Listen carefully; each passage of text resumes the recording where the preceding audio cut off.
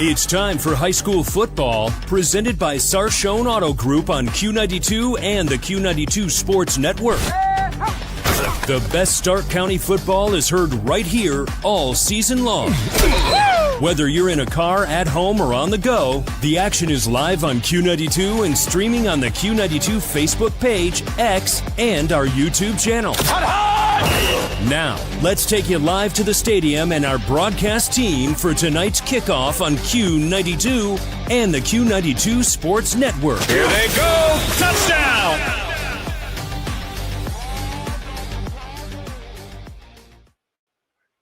Welcome to the high school football pregame show on the Q92 Sports Network. It may be hard to believe, but it's week 9 here in Ohio high school football as we are in Massillon tonight, as the Tigers, who come in 5-3, will welcome in the team that they play the second most often, just behind the McKinley Bulldogs and the Warren G. Harding Raiders. Hi there, everybody. Alongside my friend and partner, Robert Coleman. My name is Matt Corrali. Robert, like we mentioned earlier, Massillon 5-3 coming into tonight. They are pretty much in the driver's seat. They've won 2 in a row. If they take this one, they'll win 3 straight. It's the largest winning streak of the year if they pull this one out tonight, but it could come a little bit of trouble as Xavier Owens, we just found out, is hurt, will not go tonight for the Tigers. Yeah, it's definitely going to be a tough one for the Tigers, especially. I think I asked a coach about Xavier Owens. Yes, I did. I asked about him, and I didn't know that until somebody told us. It's definitely going to be a tough one. He's definitely a key of the team, and so the key for Massillon tonight is definitely going to be defense. Yeah, they were coming off a win against Cornerstone Christian Academy out of San Antonio, Texas, 45-23. First play of the game was a handoff to Owens, but he ended up injuring his shoulder, and he will not go tonight for Massillon. On the other side of things, it's the Warren G. Harding Raiders. They come in a little bit struggling, 3-4. This was a team with a lot of promise, however, and a great defense as well, might I add. But an injury to quarterback James Jones has forced the Raiders to move things around. A tight end is now at quarterback in Amir Cobb. He hasn't played that position since freshman year, so expect a lot of running the football, and especially with Cobb calling his own number at times tonight. Well, actually, I believe he said he hasn't played the position since middle school. I believe in the interview he said, which he could have been wrong, but still, it's still been a while for him to play. So yeah, regardless, it will be something that we watch out for and something that the Raiders will try and overcome, and the Tigers, on the other side of things, will try to stop.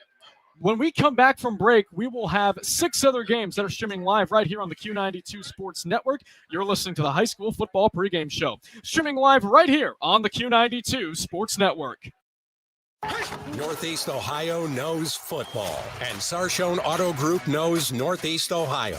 As an official partner of the Cleveland Browns, Sarshone Auto Group serves our community with the best selection and the best service. From Ford, Chevy, Chrysler, Dodge, Jeep, Ram, and more. From the toughest trucks to the SUVs that fit your family. Sarshone Auto Group, an official partner of the Cleveland Browns, and the place where Northeast Ohio comes to drive. Visit Sarshone.com.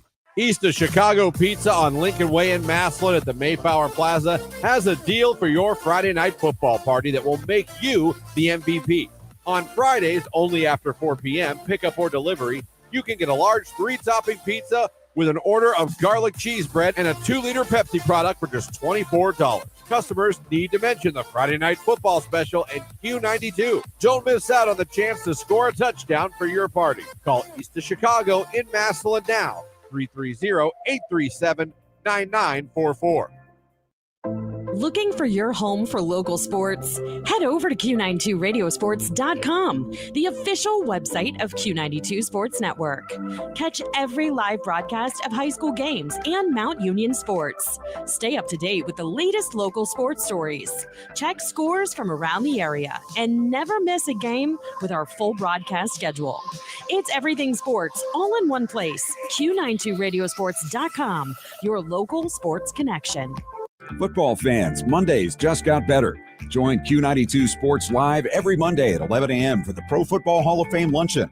Watch on our Facebook, X, and YouTube channels as legends from the high school, college, and pro football world take the mic with inspiring speeches and incredible stories. Don't miss a moment. Like, follow, and subscribe to Q92 Sports on social media and catch every Pro Football Hall of Fame luncheon live every Monday at 11 on the Q92 Sports Network. Welcome back, everybody, to the high school football pregame show inside Paul Brown Tiger Stadium in Massillon as the Tigers are set to square off with the Warren G. Harding Raiders. But in some other matchups going on in the area, we have 6 games streaming right here on the Q92 Sports Network. So let's waste no time and talk about those matchups and our game previews as we start out in Beloit, as our own Christian Bigglesworth is on the call for the Warriors and the Carrollton Warriors in a Warrior EBC matchup.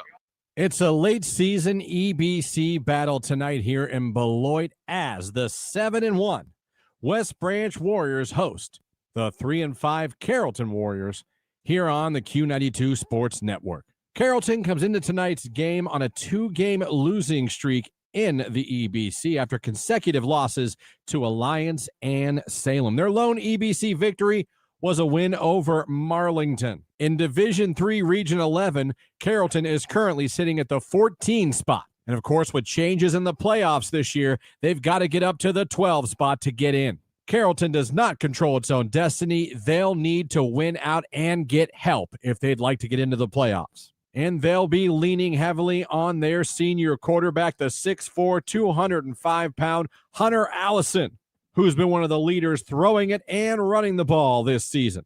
Of course, the ground game's truly led by their junior running back, Levi Kiko, whose name you'll hear a lot tonight. As for the West Branch Warriors, they're in great shape right now. They've clinched a playoff spot and are currently at the 2 seed in Division IV Region 13.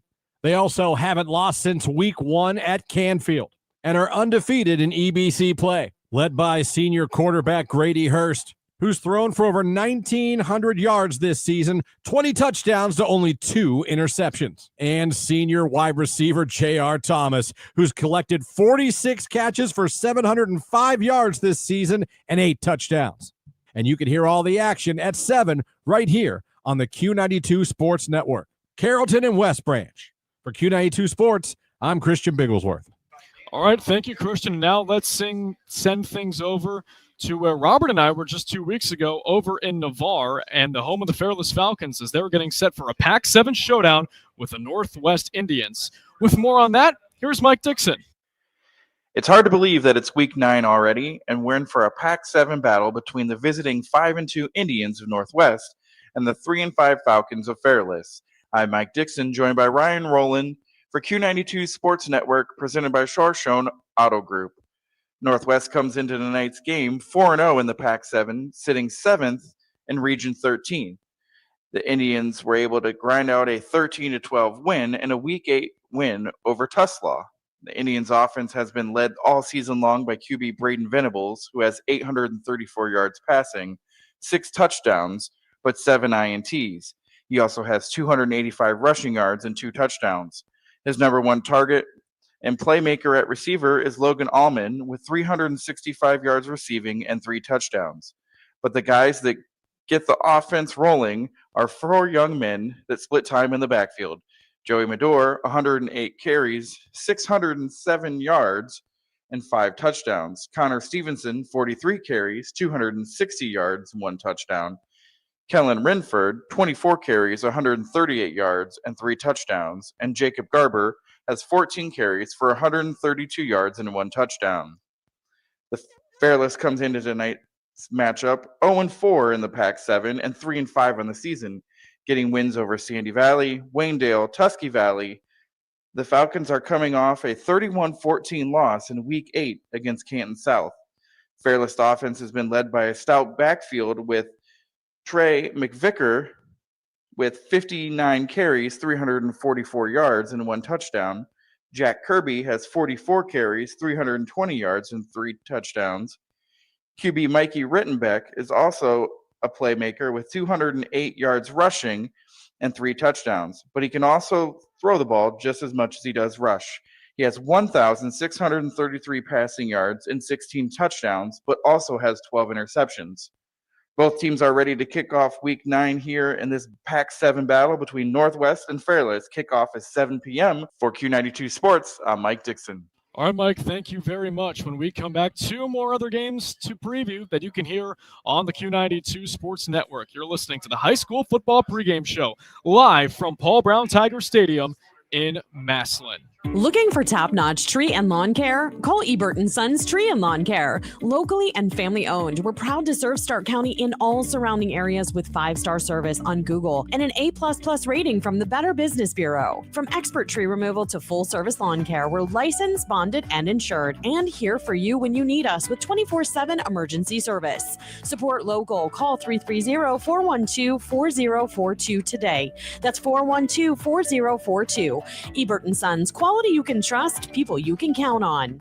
It's time for Purple Raider football. Catch every snap, every score, and every big moment all season long on AM 1310 WDPN. This year, it's even easier to follow the 13-time national champion, Mount Union Purple Raiders. Listen live on AM 1310, the WDPN Facebook and X pages, and streaming on the Q92 YouTube channel. Sam Berkwin and Ryan Bevere are back in the booth, bringing you all the action. Don't miss a minute of Mount Union football on AM 1310 WDPN. RG Drag, Stark County's premier career center, offers programs that prepares its students at the high school level for careers and continued education beyond high school. Upon completion, RG Drag students have an immediate opportunity to obtain a well-paying job in many exciting career fields. We offer everything from culinary, dental assisting, engineering, sports turf and landscape, welding, and so much more. Contact RG Drag to find a program and career that's the perfect fit for you. RG Drag, where careers begin. Missed the big game? Don't worry, Q92 has you covered. Check out our SoundCloud page where you can relive every exciting moment. From high school football, basketball, baseball, and softball to Mount Union football and basketball, we've got it all. That's every broadcast from this season, and even classics going all the way back to 2016. Follow Q92 Radio on SoundCloud and never miss a play, a call, or the thrill of the game. Q92 Radio on SoundCloud, your home for every game, every season. Welcome back, everybody, inside Paul Brown Tiger Stadium in Massillon for the high school football pregame show. Just under 20 minutes away from kickoff between the Tigers and the Warren G. Harding Raiders in a Week 9 showdown. Let's send things out now to another game that's going on in Massillon, Perry Township to be more specific, as Jay Wilhelm is there for a Federal League showdown between the Panthers welcoming in the Green Bulldogs. Jay? Good evening, everyone. It is Week 9 of this Ohio high school football season on the Q92 Sports Network, brought to you by the Sarshown Auto Group. I'm Jay Wilhelm, and I'm live inside Wakefield Stadium in Perry Township as the Perry Panthers take on the Green Bulldogs in this Federal League showdown. The Bulldogs and Panthers have been headed in opposite directions the last few weeks. Green comes in with a record of 3-5, 2-3 in conference play. They have won back-to-back games for the first time this season, as they seem to have found themselves late in the season. Led by star quarterback Tyson Hunka, the Bulldogs had their breakout game in Week 7 by dominating Glen Oak 51-24. Then last week got their signature win of the season by defeating a very good Louisville team 27-14. Perry comes into tonight sitting at 4-4, 1-3 in conference play. After a blazing hot start to the season under first-year head coach Spencer Leno, the Panthers have come back down to earth, having lost their last 2 games, albeit to 2 of some of the toughest opponents on their entire schedule in Austintown Fitch and the Hoover Vikings, respectively. They are led by an opportunistic defense and a hard-nosed rushing attack. They will look to get back into the win column tonight and finish the season strong. Join myself and my broadcast partner, Mike Voorhees, as we'll have the call live with kickoff scheduled for 7 p.m. Bulldogs versus Panthers tonight live from Wakefield Stadium. I'm Jay Wilhelm with the Q92 Sports Network.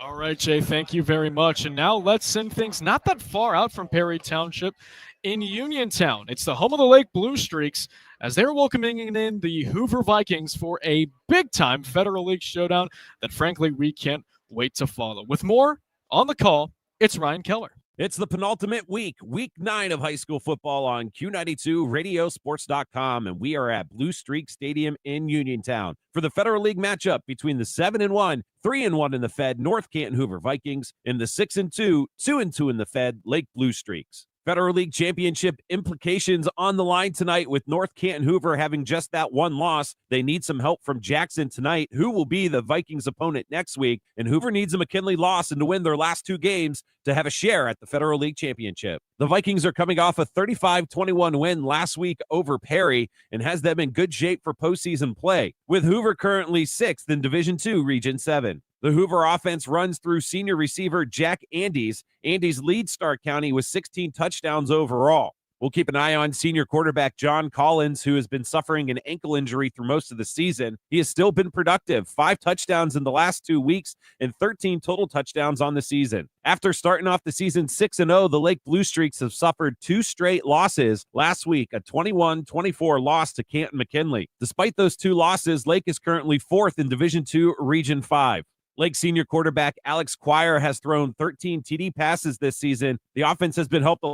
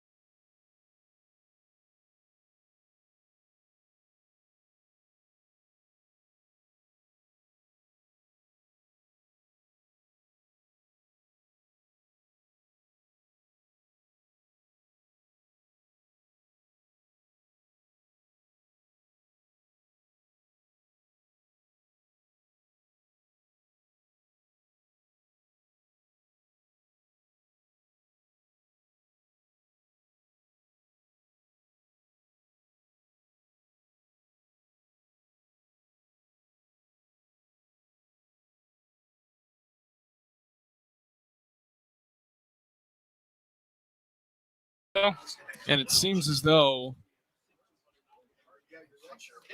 that we may be back. We welcome you back inside Paul Brown Tiger Stadium. Warren G. Harding and Massillon, we do apologize if we have had technical difficulties. We are seemingly back, and that's just kind of the way it goes sometimes. Welcome in Robert Coleman.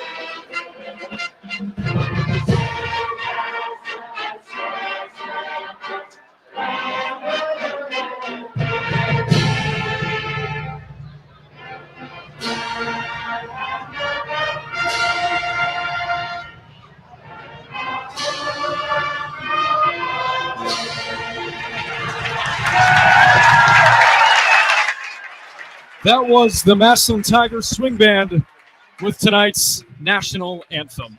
Once again,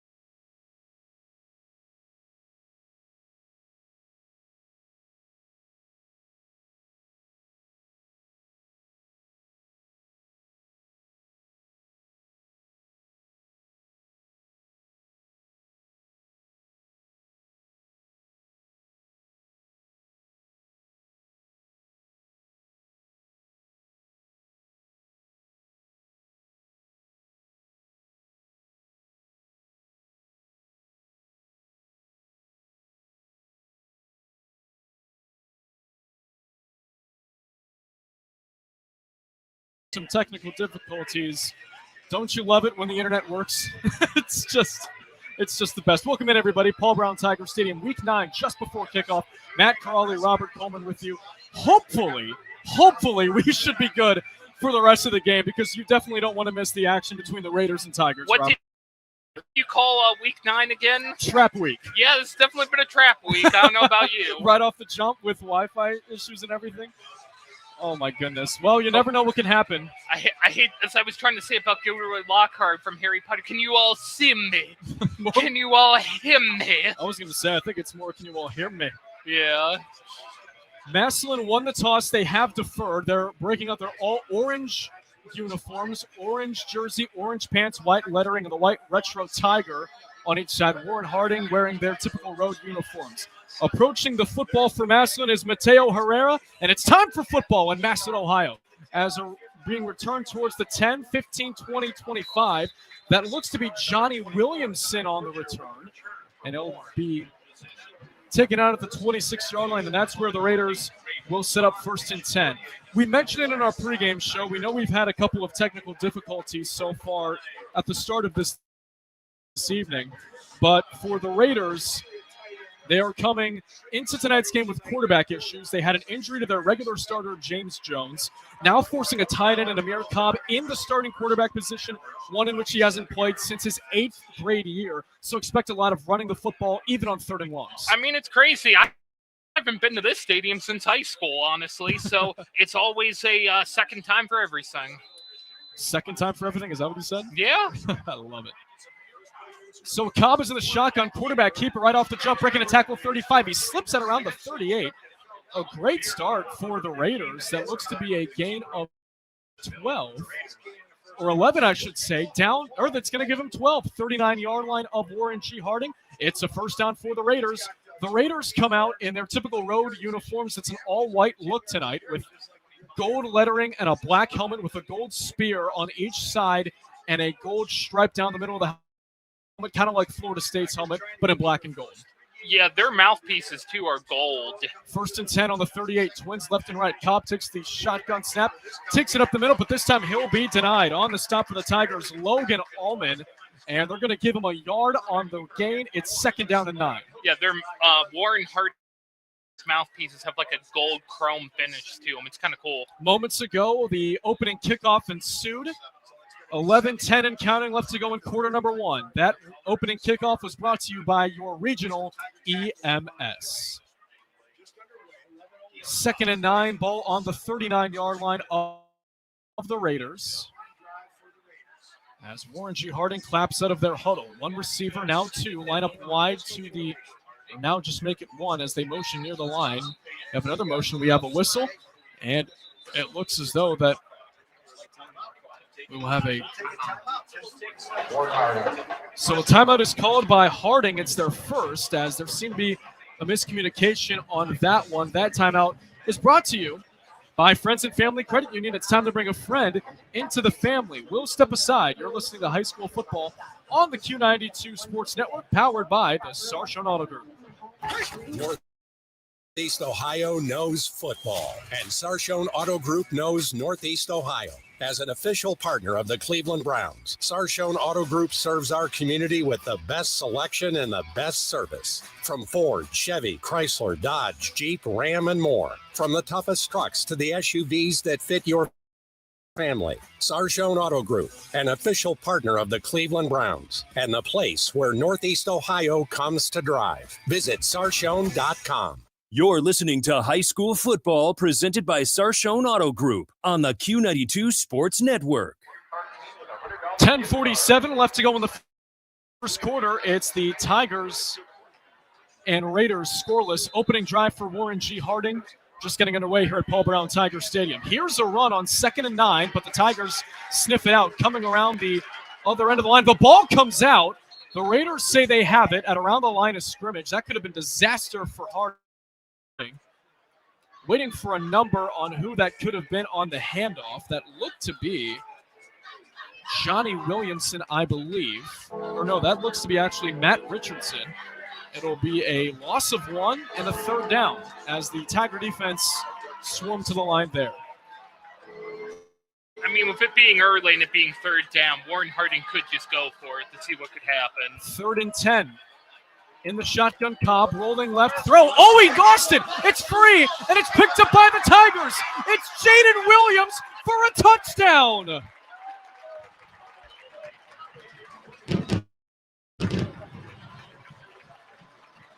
Holy cow, do you believe that?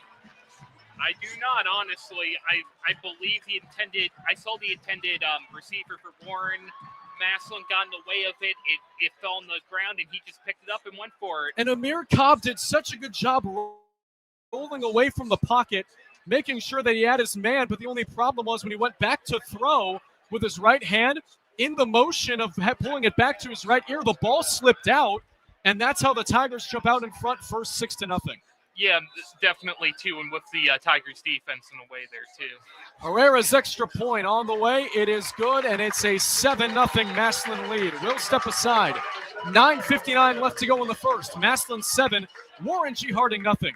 You're listening to High School Football on the Q92 Sports Network, powered by the Sarshone Auto Group.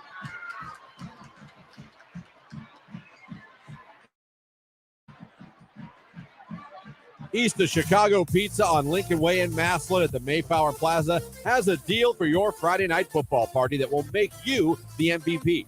On Fridays, only after 4 p.m., pickup or delivery, you can get a large 3-topping pizza with an order of garlic cheese bread and a 2-liter Pepsi product for just $24. Customers need to mention the Friday night football special in Q92. Don't miss out on the chance to score a touchdown for your party. Call East of Chicago in Massillon now. 330-837-9944. Welcome back, everybody. Matt Corrali, Robert Coleman with you.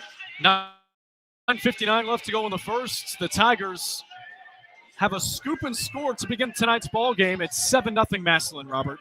Yeah, those are definitely errors you don't want to make it right off the bat, especially if you're Warren Harding, but at least they're getting the ball back right away so they can try to recover from it.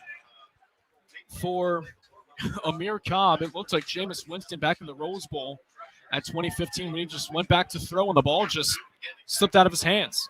And it might seem a little silly to have that happen, but it happens sometimes in just the heat of a moment. Mateo Herrera boots it. It'll be from the 8-yard line for the Raiders. And it's a return, and the ball comes out inside the 20, and the Tigers say they have it. Could this be 2 timely turnovers for the Raiders? It is. The Tigers fall on top of the football. What a start for special teams for the Tigers defensively as well. And that is where we will see Massillon offensively for the first time tonight. They are in our RG Drag Red Zone, learn, earn, and succeed. Ball spotted at the 19-yard line, first down Massillon. Well, the steal line from a famous person, first time's luck and second time in skill, and Massillon's definitely shown they have a skill of getting the ball back. They will be led by Manuel Patterson, like we mentioned in our pregame show. He just went 5 for 8 passing in last week's win against Cornerstone Christian Academy, but he is a top 5 area passer, so who knows what the game plan is for the junior. In the shotgun, 2 receivers out wide right, but we do have a penalty, and it's going to be against the Raiders.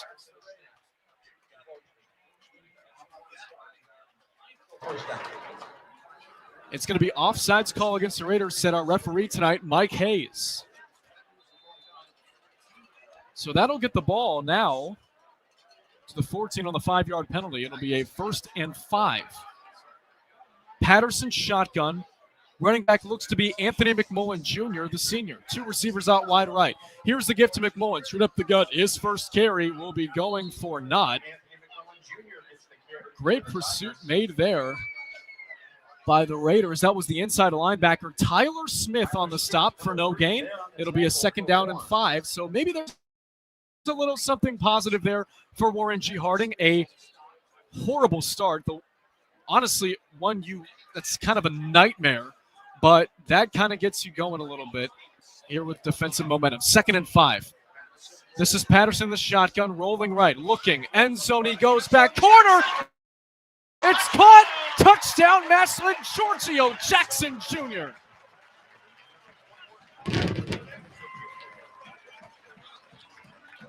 And it's time to light the fireworks here at Paul Brown Tiger Stadium, because with 9:11 left to go in the first quarter, Tigers out front with an early 13-0 lead. I didn't even have time to send out the tweet for the last score. That's right. At Q92 Sports on Twitter, we'll have score updates of our 7 games across the network. That was a quick turnaround. That took just 20 seconds in between scores. Reminding me a lot of the Hoover-Perry game, the first quarter of that. That's right. We were there for that one last week. Mateo Herrera to boot it away. Gregory Corsall to snap it, or to hold, I should say. Kick is up. Kick is good. 9:11 left to go in the first. It's Massillon 14, Warren G. Harding nothing. You're listening to High School Football on the Q92 Sports Network, powered by our friends at the Sarshone Auto Group. Looking for top-notch tree and lawn care? Call Ebert & Sons Tree and Lawn Care. Locally and family-owned, we're proud to serve Stark County in all surrounding areas with 5-star service on Google and an A++ rating from the Better Business Bureau. From expert tree removal to full-service lawn care, we're licensed, bonded, and insured, and here for you when you need us with 24/7 emergency service. Support local. Call 330-412-4042 today. That's 412-4042. Ebert & Sons, quality you can trust, people you can count on. This is head coach Nate Moore from the Massillon Tigers, and you're listening to high school football on the Q92 Sports Network. Could you imagine a better start if you're that guy? Nate Moore of the Massillon Tigers. He's a happy man tonight. Tonight was his son's senior night, and they're scoring right off the bat. We still have 9 minutes left in the first. That's right. Eli Moore, one of the two players listed on the depth chart as their third-string quarterback, as they get a scoop and score, a fumble on the ensuing kickoff recovery, and a touchdown to Giorgio Jackson Jr. On to boot it away is Herrera, and it will go towards the right side and out of bounds. That'll be a penalty. It went out of bounds at around the 23-yard line to the left of the field towards the Warren G. Harding sideline. The Raiders will go from right to left. As, say you're head coach Matt Richardson, Robert, you're trying to get your guys back into this thing. What do you say to them? Because this can definitely, if you're not careful, spiral out of control and spiral out of control early. Well, something I noticed that Perry did when it started to spiral out of control for them early in the first is you get on the ball and you get on the ball fast. You make sure you're there before the ball even hits the ground. All right, we will see how they execute here and or try to respond. 3 receivers come out wide left.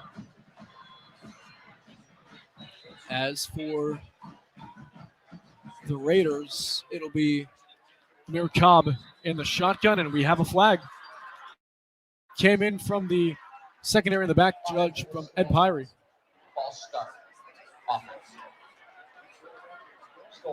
Another Harding penalty, their third of the night. Once again, 9:11 left to go in the first.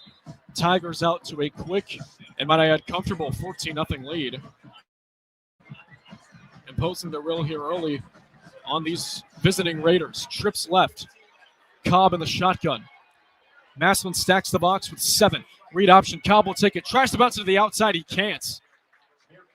The Massillon D-line came crashing in as that front 3 or 4, I should say, just kept going at that Harding O-line and made life uncomfortable for Amir Cobb. Yeah, Amir Cobb is definitely getting his experience here in quarterback. Even though this is his first year in high school doing, he's definitely getting his reps in. All said and done, it's a loss of 6. It'll be a 2nd and 16 as we have movement and we have some pointing fingers. It's going to be against Massillon for an encroachment. They're going to get number 91 in Samuel Dosas.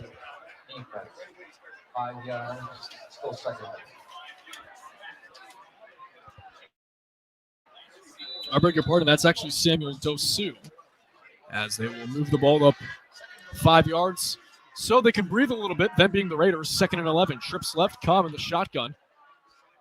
But now look to his play callers for the call. 8-19 left to go in the first. He takes a snap, wide receiver screen. On the catch and making a nice move alongside the 40 and being tackled down at around the 43-yard line. And we're still waiting on a number. That looks to be number 24, Kai Butcher. As that will be going for a play that ends up going for 10. It's a 3rd and 1. So, Robert, what do you do if you're Matt Richardson?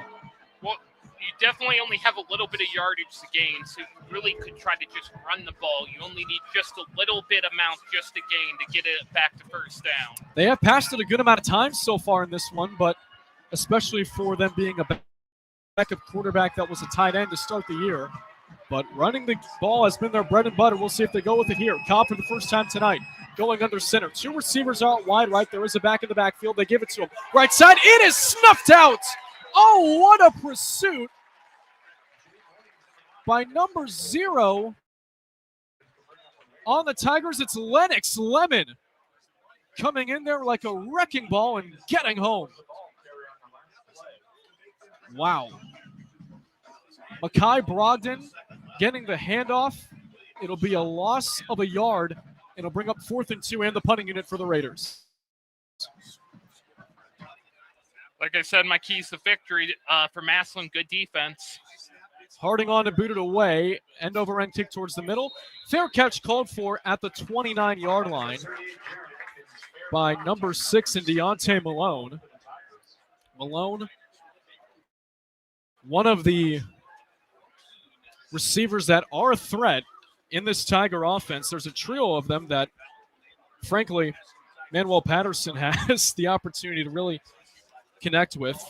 Malone, 307 yards catching, 5 touchdowns, along with Giorgio Jackson Jr. has 7 touchdowns after the one in the first quarter, and senior Jadis Thigpen, 157 yards and 3 scores. At least for Warren Harding, you got the ball in a good spot here. They got a lot of room to stop Massillon, but Massillon could use the good backyardage to their advantage. 1st and 10 on the Tiger 30. 2 receivers right, and this is Patterson rolling right, wanting it all downfield. It's intercepted, overthrown, and picked off by the Raiders. Going down the sideline, 50, 45, and being tackled out of bounds at the 41-yard line. We're still waiting on a number, and that looks to be number 10, Matt Richardson, the second. A little bit of a scrum between the Raiders and Tigers on the sideline, but Robert, that's exactly what Warren G. Harding needed. As the tables turn, and hey, he has the same last name as the coach. If they're not related, maybe it's time to bring a friend into the family, or Friends and Family Credit Union. There you go. Patterson's 5th interception on the year will put the Raiders for the first time tonight in enemy territory. So we'll see if the offense can convert after what was a slow start where they definitely needed to adjust and adjust quickly. But the Raiders have a chance to make this a 1-score game. 2 receivers right. Amir Cobb, the quarterback, under center. A back is in the backfield. We have flags down, and it's going to be a false start against Warren G. Harding.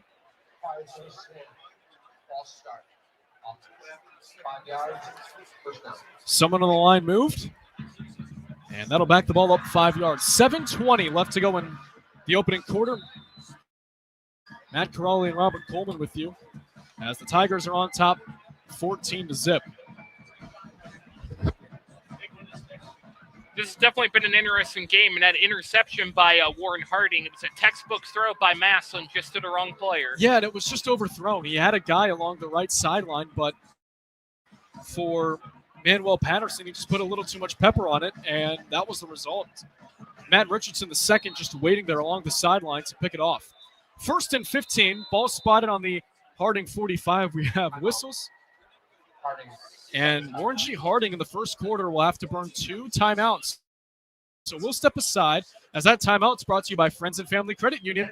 Time to bring a friend into the family. 7:20 left to go in the first. Massillon 14, Warren G. Harding nothing. You're listening to High School Football on the Q92 Sports Network, powered by the Sarsfield Auto Group. RG Drag, Stark County's premier career center, offers programs that prepares its students at the high school level for careers and continued education beyond high school. Upon completion, RG Drag students have an immediate opportunity to obtain a well-paying job in many exciting career fields. We offer everything from culinary, dental assisting, engineering, sports turf and landscape, welding, and so much more. Contact RG Drag to find a program and career that's the perfect fit for you. RG Drag, where careers begin. You're listening to High School Football presented by Sarsfield Auto Group on the Q92 Sports Network. Both teams come back out from their timeout huddle as Massillon's on top 14-0 with 7:20 left to go in the opening quarter. Matt Corrali and Robert Coleman with you inside Paul Brown Tiger Stadium. The Raiders, after a false start and a timeout, now facing a 1st and 15 on the Tiger 45. One receiver left, trips right. Amir Cobb in the shotgun. A back is to his right hip. He takes the shotgun snap. Cobb going right side. Spins away from its tackle, but he can't get away from another behind the line of scrimmage. It'll be a loss of either 2 or 3. We'll wait for an official spot, but a herd of Tigers, I think. Is that the correct term? Maybe a Group of pride. Tigers? Maybe a pride. No, that's the Pride of Maybe Tigers. it's a lion. I I don't know. It's a loss of 3 no matter what, when all's said and done. This has definitely been shown, like, Warren Harding's gotten the ball a lot this game. They just haven't been able to get a lot of stuff going. They've always been down, too, on the yards. It'll be a 2nd and 18. The ball's on the 48. Trips left, 1 right. Cobb shotgun. They have a man to his left hip that looks to be number 24 as they get it out to number 10.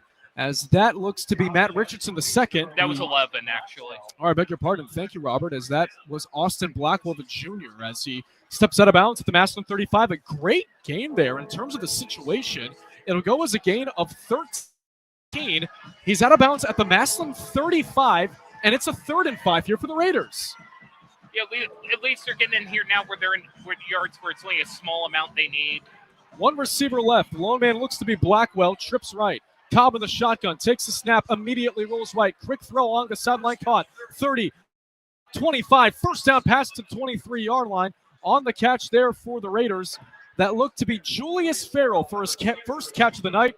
He's out of bounds at the 23-yard line. It'll go as a pass play of 12 and a first down for the Raiders. Yeah, it's definitely what you need if you're Warren Harding. You move the chains, and that's, even though it wasn't the biggest gain, that's still what you needed. 6:13 and counting left to go in the opening quarter. Harding on the Massillon, I should say, 23. Trips left, 1 right. Cobb in the shotgun, takes the snap, throws left immediately. Catch made. Matt Richardson the second. He'll be sniffed out at the 25. It'll go as a loss of 2. They might actually have him down at the 26. They will. It'll be a loss of 3, and that'll bring up a 2nd down and 13 here for the Raiders. A couple of Tigers in on the stop as Massillon has been able to kind of get in front of the short field, get in the backfield as well. But when they decide to go deep, and they have gone deep, that becomes a little bit of trouble for Massillon. It seems as though they weren't really prepared for that as much as a run game and a screen game. Mirroring this score, McKinley 14, Jackson 0. 2nd down and 12. Ball spot at the Massillon 25. It's a pitch to Satavian Hill, the running back, as he gets out of bounds at around the 32-yard line of the Tigers, I should say. That'll be another loss of yardage, and it'll bring up a 3rd and 13 now for the Raiders as Warren G. Harding here, Robert, starting to go backwards.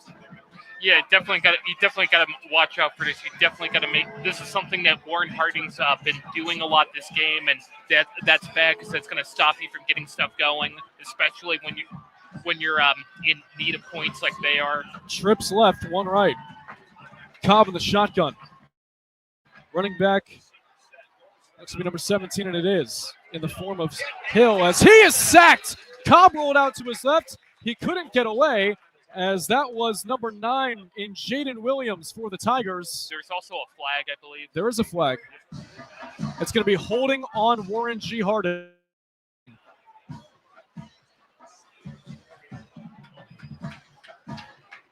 So here's the referee.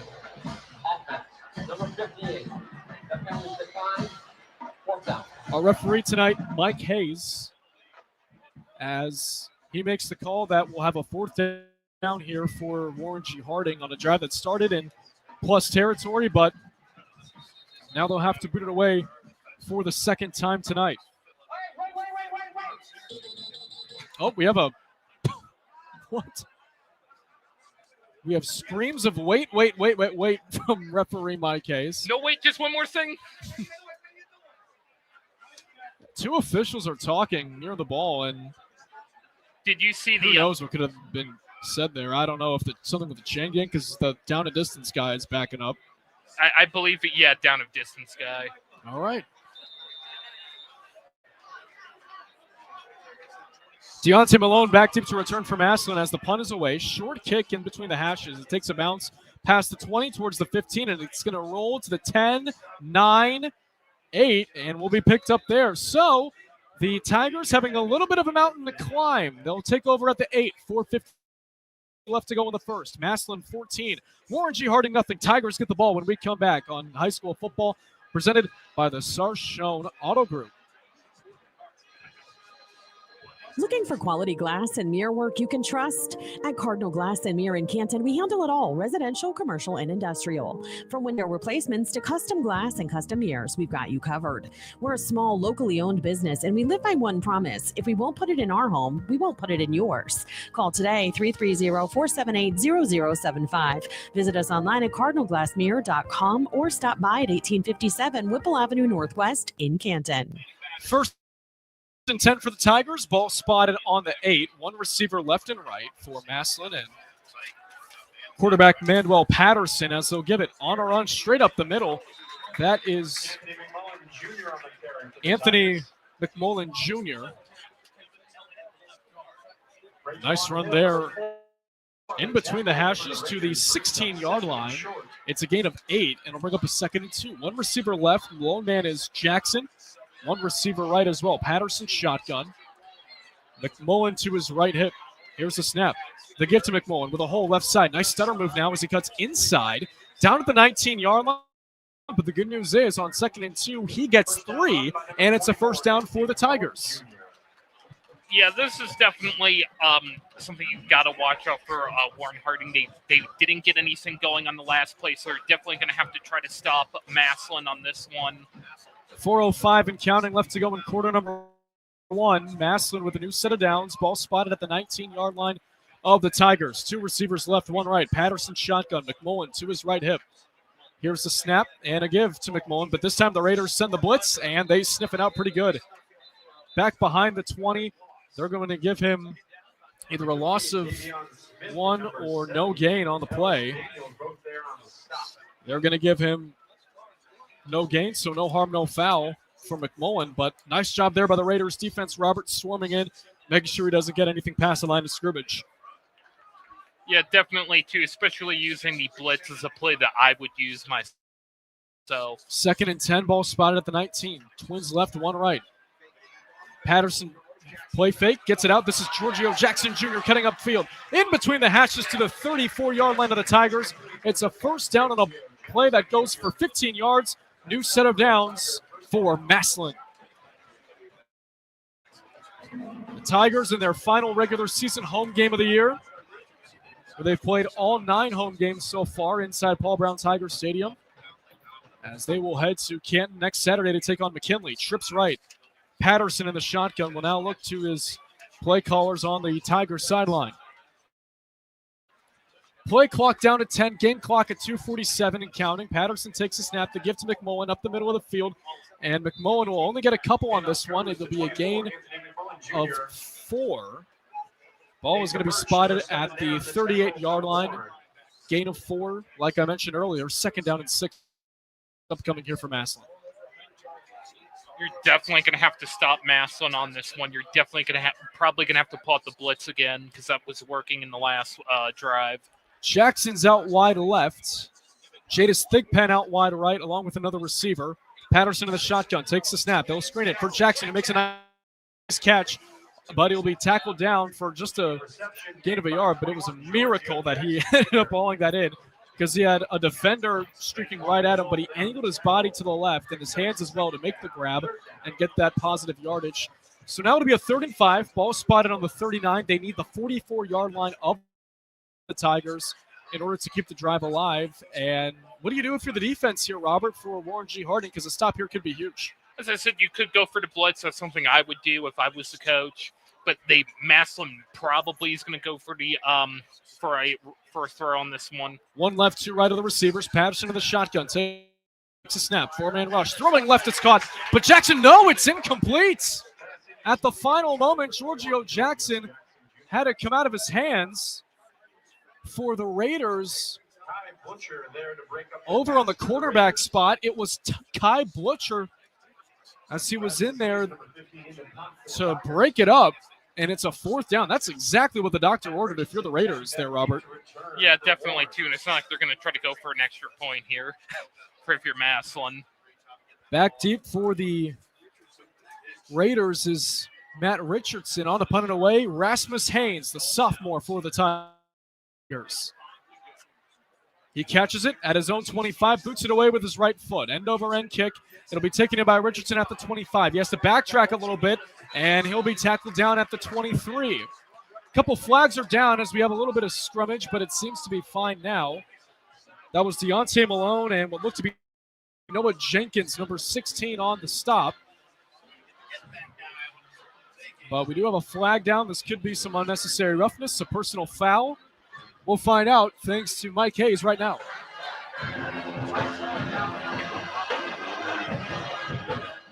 Or maybe.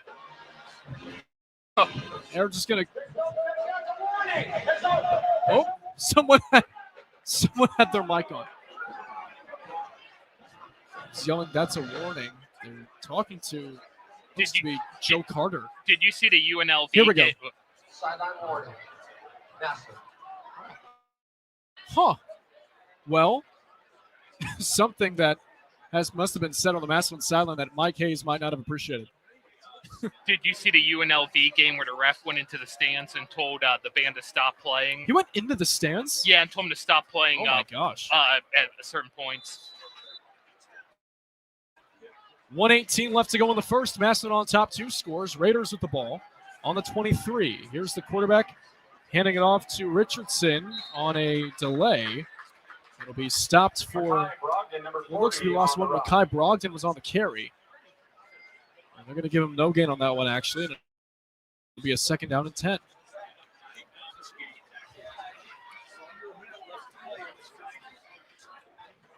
Raiders trying to get to 500 on the year with the win. It's been a real roller coaster of a year, Robert, with the injury to quarterback James Jones. Yeah, definitely too. But they definitely showed their grit, and then they have players who are like Swiss Army knives. On 2nd down and 10, they sent a man in motion. They give it to the running back that was in the backfield. That was Makai Brogdon again, but again, just nothing doing. A gain of 1 down to the 25. It'll be a 3rd and 9 as the game clock is now at 18 seconds and counting left to go. Here in the opening 12 minutes of gameplay, and will Warren Giardin get another play in before the end of the first quarter? They will not. That'll bring an end to the opening frame of football here inside Paul Brown Tiger Stadium. It sees the Tigers out to a 14-0 lead. We'll step aside, but more high school football presented by the Sarshone Auto Group is coming up on the other side of this break here on the Q92 Sports Network.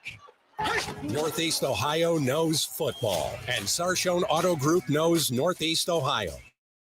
As an official partner of the Cleveland Browns, Sarshone Auto Group serves our community with the best selection and the best service. From Ford, Chevy, Chrysler, Dodge, Jeep, Ram, and more. From the toughest trucks to the SUVs that fit your family. Sarshone Auto Group, an official partner of the Cleveland Browns, and the place where Northeast Ohio comes to drive. Visit sarshone.com. This is head coach Nate Moore for the Massillon Tigers, and you're listening to high school football on the Q92 Sports Network. Welcome back, everybody. We're about to start quarter number 2 of Paul Brown Tiger Stadium between Massillon and Warren G. Harding. Hey, fans, it's The Battle, Saturday, October 25th, before the McKinley-Massillon matchup at the Fan Engagement Zone from 10 a.m. to 2 over at the Gridiron Gastro Pub at the Hall of Fame Village. Get ready for Massillon McKinley with us at Q92, a live broadcast with our sports network featuring Sam Berkman and Ryan Keller. Bring your game day sign for a chance to be featured. There's yard games, giveaways, and food and drink specials. You can visit hofvillage.com for more information. Second quarter about to begin. It's a 3rd down and 9 here for the Tigers.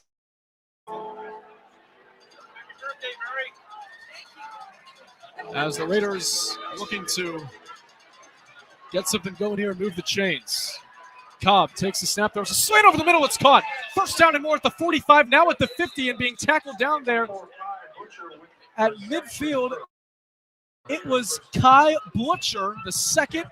It'll be a pass play that goes for 25. Largest offensive play of the night so far for the Raiders. 1st down, Warren G. Harding. Boy, I'll tell you what, he was able to find himself open. Massillon did a good job covering on the left side of the field. But for Blutcher, he was able to just find himself open in between the hashes. Yeah, he definitely found the pocket, and he definitely went for it. And this is something that Warren Harding is going to have to pull out in the next quarter. End around. No, it's a keeper, and the ball came out. Does Massillon have it? Tigers say they do. They wanted to do a read option, and the Tigers come out with the football, and it's Massillon football. Jaden Williams on the recovery.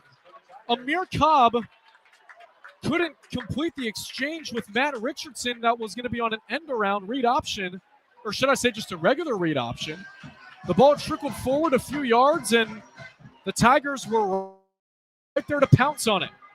Yeah, if you're Warren Harding, this isn't looking too good for you because you really haven't been able to get anything going this whole game, and you've had so many of these mistakes like that. Second quarter here.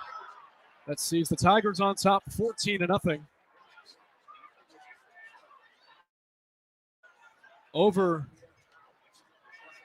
Warren G. Harding. Here's a run with McMullen. Past midfield, he goes on the right side. McMullen, however, being taken aback as it'll be down at the 50. Gain of 2.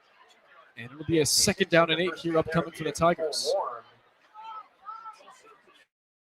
Second turnover that was on the night for the Raiders to start. As that could early, if this were to be a semi-close game, that could really bite them in the behind. Looking back at this one, if the Tigers were to win this game in a close fashion. 2 receivers left, 1 to the right. It's going to be Patterson in the shotgun, McMullen at his right hip. Harding shows blitz. They send the house. Low snap, but Patterson recovers. Left side he goes, and he's going to be sacked. Patterson, number 10, with the quarterback keeper.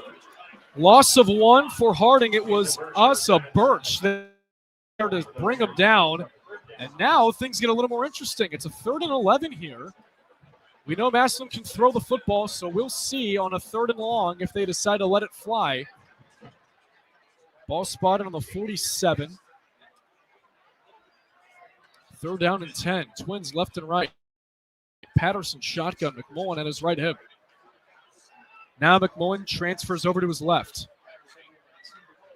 G. Harding shows a 4-man rush. Now they blitz the linebackers with 6. It's a high throw, incomplete. Oh, that could have been dangerous. Patterson looked like he wanted to throw it away to the left sideline. However, Giorgio Jackson Jr. was in the direction. One of the cornerbacks for the Raiders was in that general direction. He put his hand up but swatted it away. It was a little bit overthrown. And that'll bring up 4th down, and for the first time tonight, we will see the Tigers punt, or the second time, I beg your pardon, led by Rasmus Haynes. It surprised me tonight that Amir Cobb has 4 attempts at passing and Patterson has 5. Those are our first quarter stats. Yeah, from the first quarter. 9:55 counting left to go in the first half. Haynes on to boot it away. He's standing at his own 35. He catches the snap and boots it. Towards the right side, however it goes. It'll bounce at the 24. Takes a couple of Massillon hops, and it'll be down at the 28 on a dive that looks to be TJ Mencius Jr.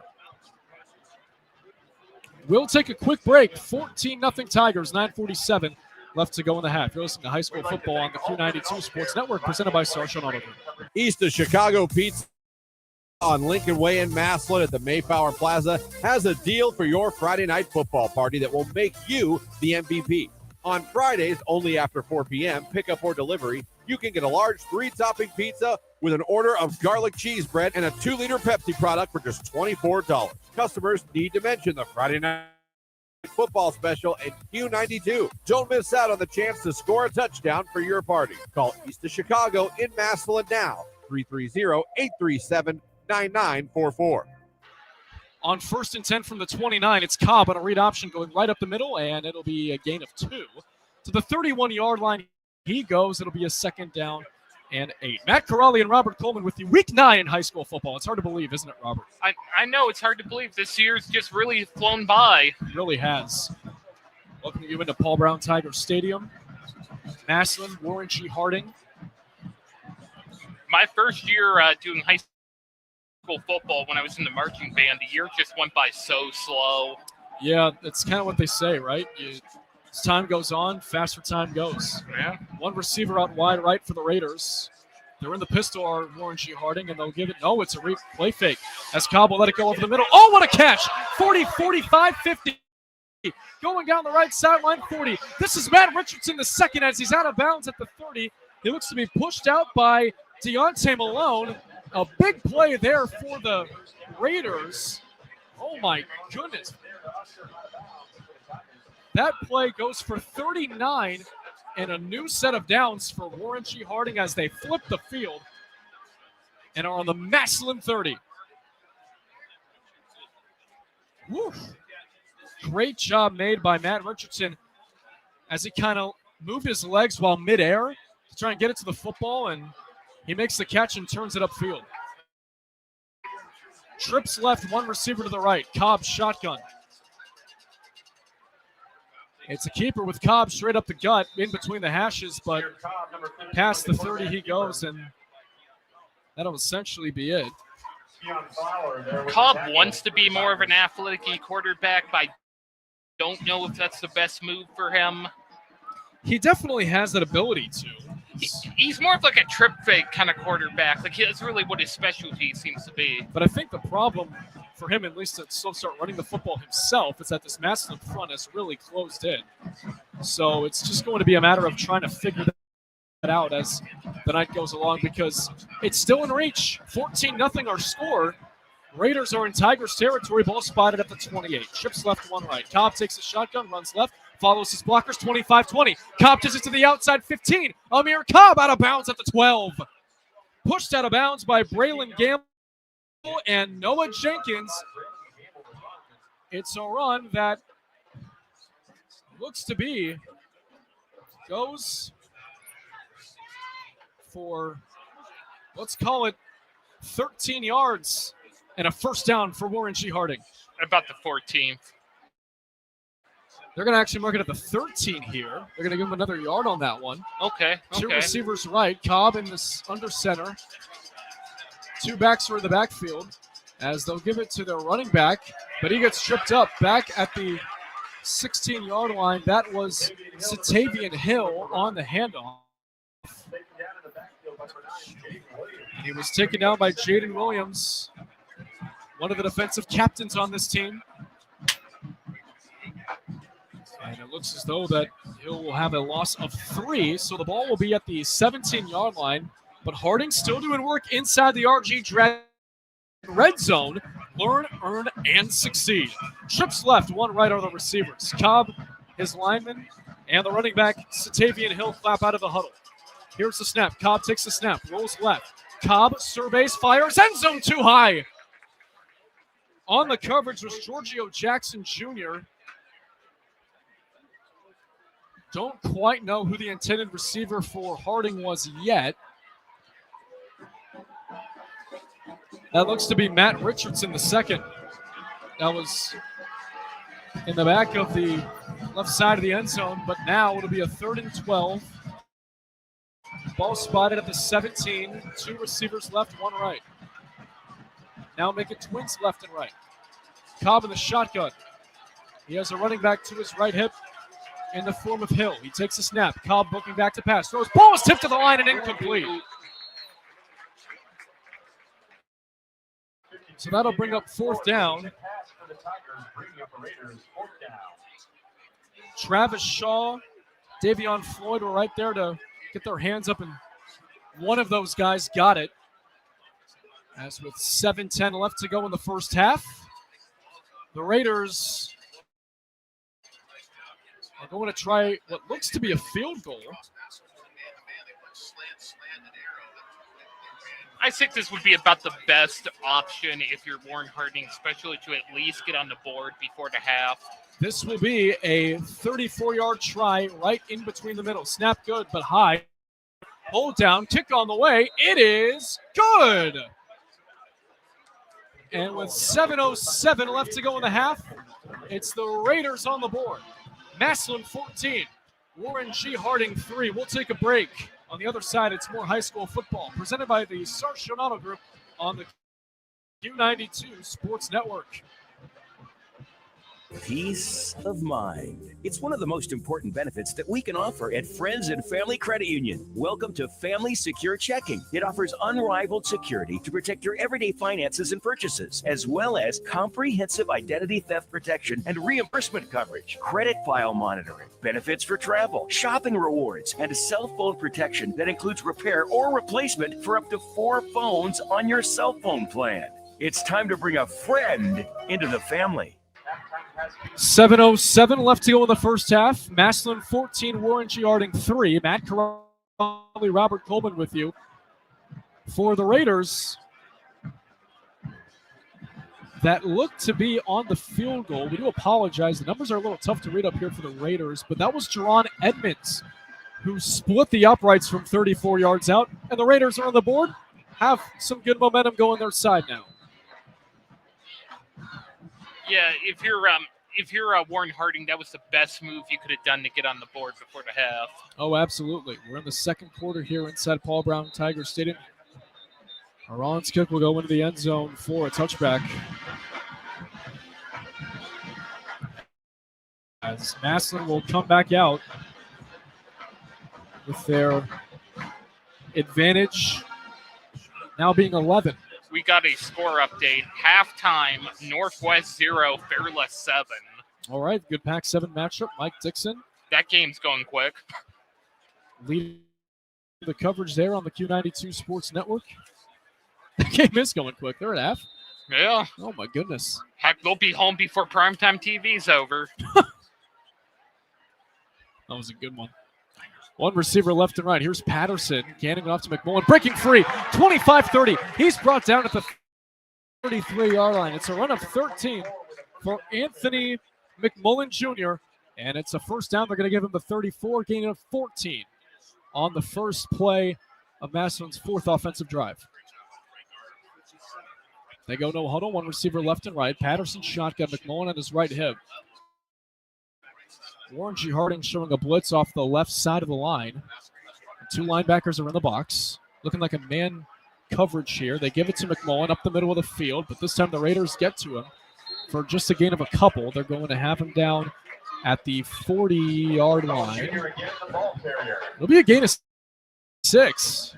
Tell you what, for McMullen, he was able to lower his shoulder, keep the legs turning a little bit, and be able to get some positive yardage. 5+, that's really all you can ask for from your running back, right? Especially going lower shoulders keeps you from getting injured. One receiver left, one right. Patterson shotgun, McMullen's the back. 6:12 and counting to go here in quarter number 2. Patterson takes the shotgun snap, fakes the handoff. Back to pass. Patterson looking left, surveys nowhere to go. Patterson's in trouble, escapes a sack. Patterson will tuck it and run 40 out of bounds at around the 41-yard line. On the hit, out of bounds, was number 4 for the Raiders, and Raytwan Hill, his first tackle of the evening. The first time we've said his name into the microphone tonight. Hill, one of the better defensive players on this team, 42 total tackles. Just second behind safety Elijah Phillips, who leads the team with 43. It'll be a 3rd and 2. That was a gain of 4. Patterson, 2 backs are at each hip respectively of him. Giorgio Jackson Jr. line up wide out right. They'll give it on a handoff. McMullen roll on the left side of the line, 45. He's going to get it thanks to forward progress. They may give him the 46, actually. However, the Raiders escape with the football. Number 24 in the form of Kai Blutcher has it in his hands, but they're going to say that he was down before the ball came out. That'll bring up a first down here for Massillon. Moving the ball effectively here are the Tigers. One receiver left, one right. Patterson shotgun, McMullen the back at his left hip. Tigers once again going no huddle. 5:37 counting left to go here in the first half. Harding shows a blitz. They nearly jumped offside on an initial pursuit. The ref's going to let it stay.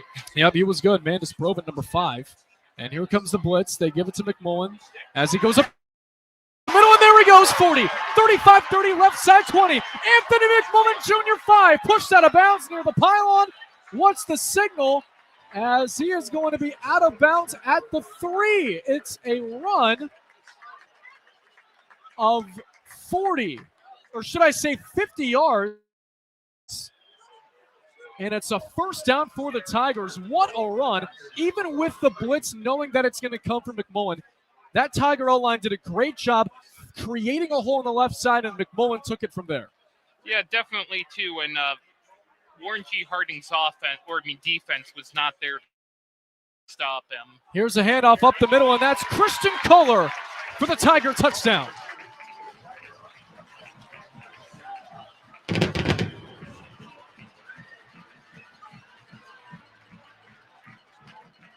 And Massillon is back up now. 2 scores, 20-3. 3-yard touchdown run for Christian Kohler. Mateo Herrera on to try the extra point to hold it is Greg Corsale. As he's ready. And the snap is good. Hold down. Herrera's kick is up. It is good. 5:15 left to go in the half. It's Massillon 21, Warren G. Harding 3. You're listening to High School Football on the Q92 Sports Network, powered by the Sarshone Auto Group. Looking for quality glass and mirror work you can trust? At Cardinal Glass and Mirror in Canton, we handle it all, residential, commercial, and industrial. From window replacements to custom glass and custom mirrors, we've got you covered. We're a small, locally owned business, and we live by one promise. If we won't put it in our home, we won't put it in yours. Call today, 330-478-0075. Visit us online at cardinalglassmirror.com or stop by at 1857 Whipple Avenue Northwest in Canton. This is head coach Nate Moore for the Massillon Tigers, and you're listening to High School Football on the Q92 Sports Network.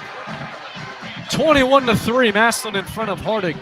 5:15 left to go in the first half. Welcome in, everybody, to Paul Brown Tiger Stadium. Matt Corrali, Robert Coleman. Fans, stay tuned for the halftime show with us, as we will have Jeff Mears back in our line studio to give you the halftime news. Over at our Q92 studio, we'll have stats, highlights of this one, and a look at the scoreboard around Stark County High School football in week number 9. Mateo Herrera puts the ball on the tee. Tigers will kick it off right to left.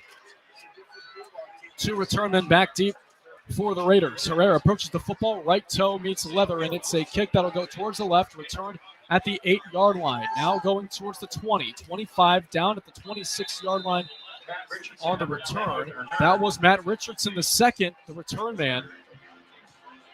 Return of 18 yards and a Warren G. Harding first down. So the Raiders, Robert, well, I'll tell you what, for a team that has an injured quarterback that has to sit out and now has a tight end in there that was converted to a quarterback that has played since middle school, they're letting it fly tonight. We were expecting a lot of runs. That's what head coach Nate Moore thought as well, as they were trying to make sure that this is something that they could stop in the beginnings of it. But Matt Richardson, the head coach of the Raiders and company, said, no, we'll let it throw.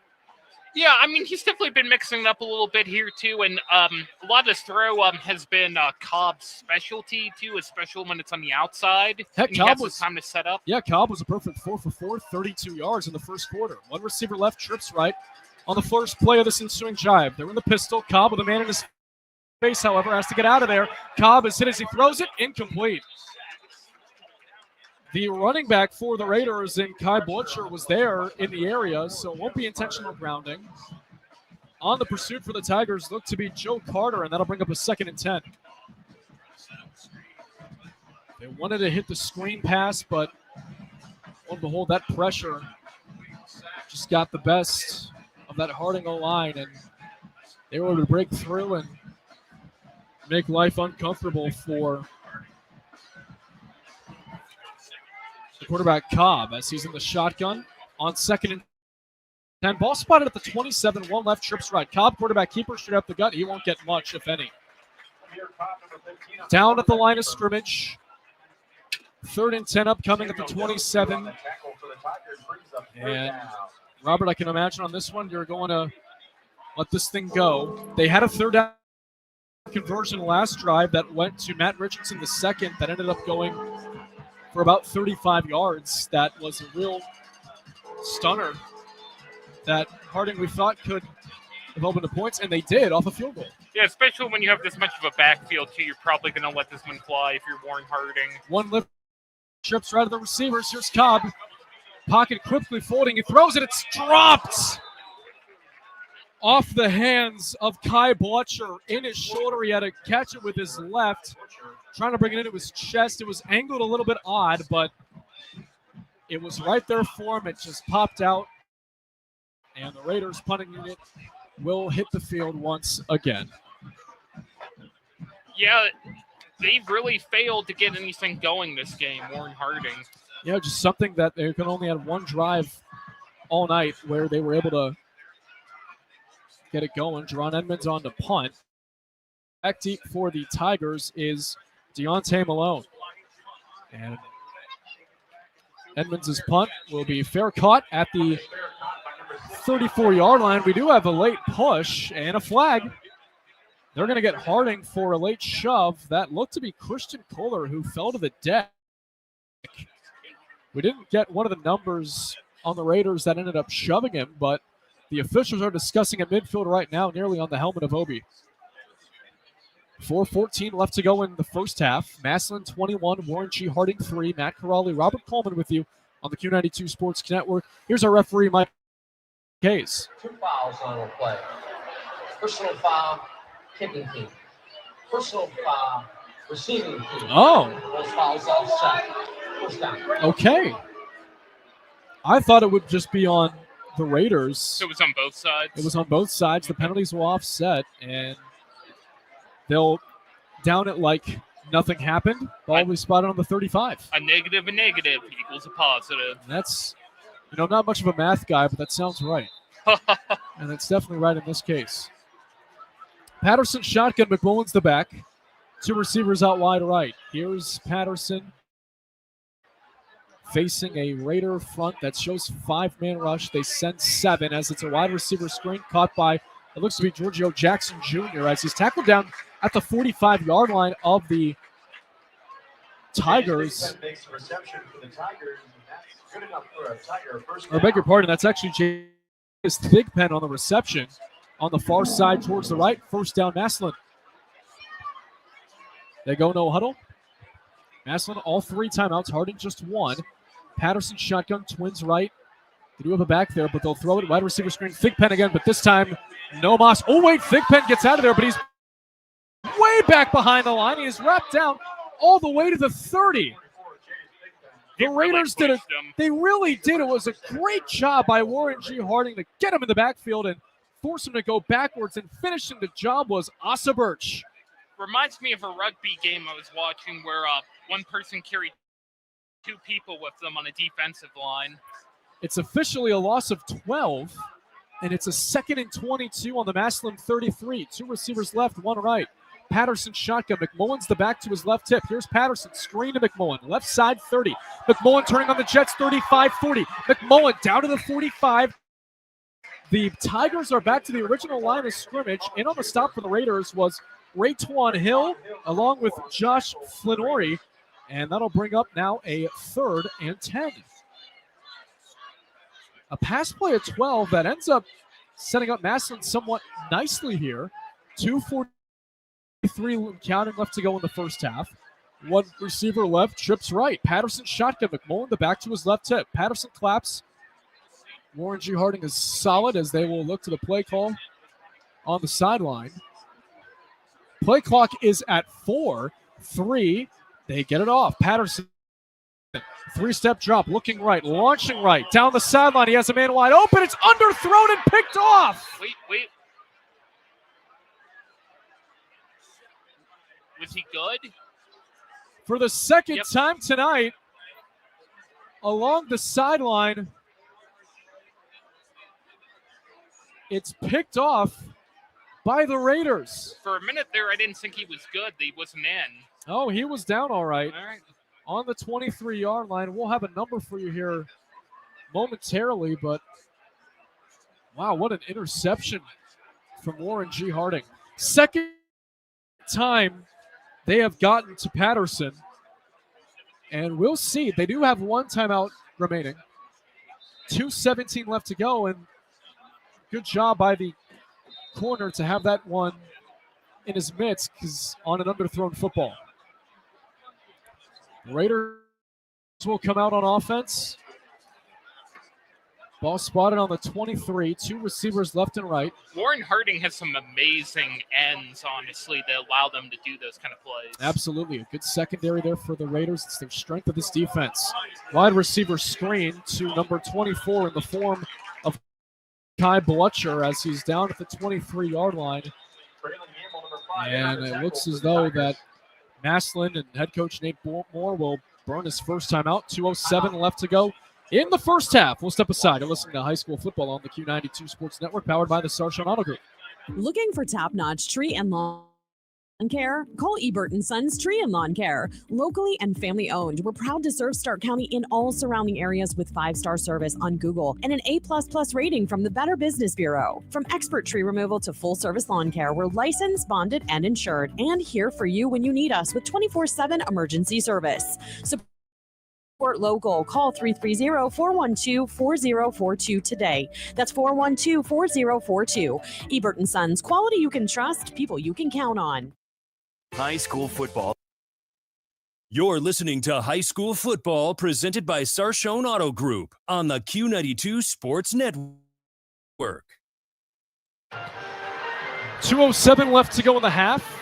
Massillon 21, Warren G. Harding 3 on the Q92 Sports Network from Paul Brown Tiger Stadium in Massillon. Week 9 high school football action. Those chants you're hearing, they're doing. I didn't expect them to get into that much, but it's a great game. It's the shuffle the helmet. What helmet has the football underneath it? They shuffle it around kind of like one of the old Price is Right games, and all Paul Brown Tiger Stadium chanting 4. It's number 4, and they got it right. But on the football field, it's a 2nd and 9 for the Raiders on the 24, down 17. Trips right are Warren G. Harding and one left. Cobb shotgun.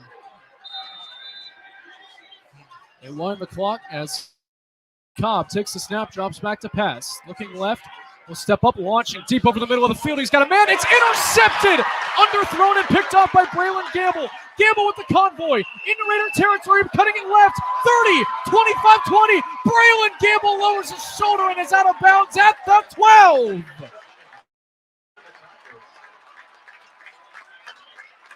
Woo! What a return.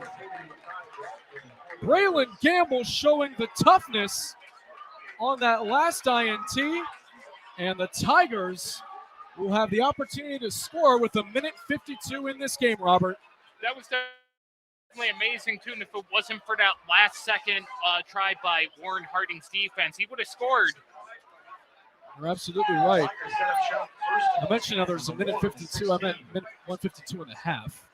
Beg your pardon, as the Tigers come out.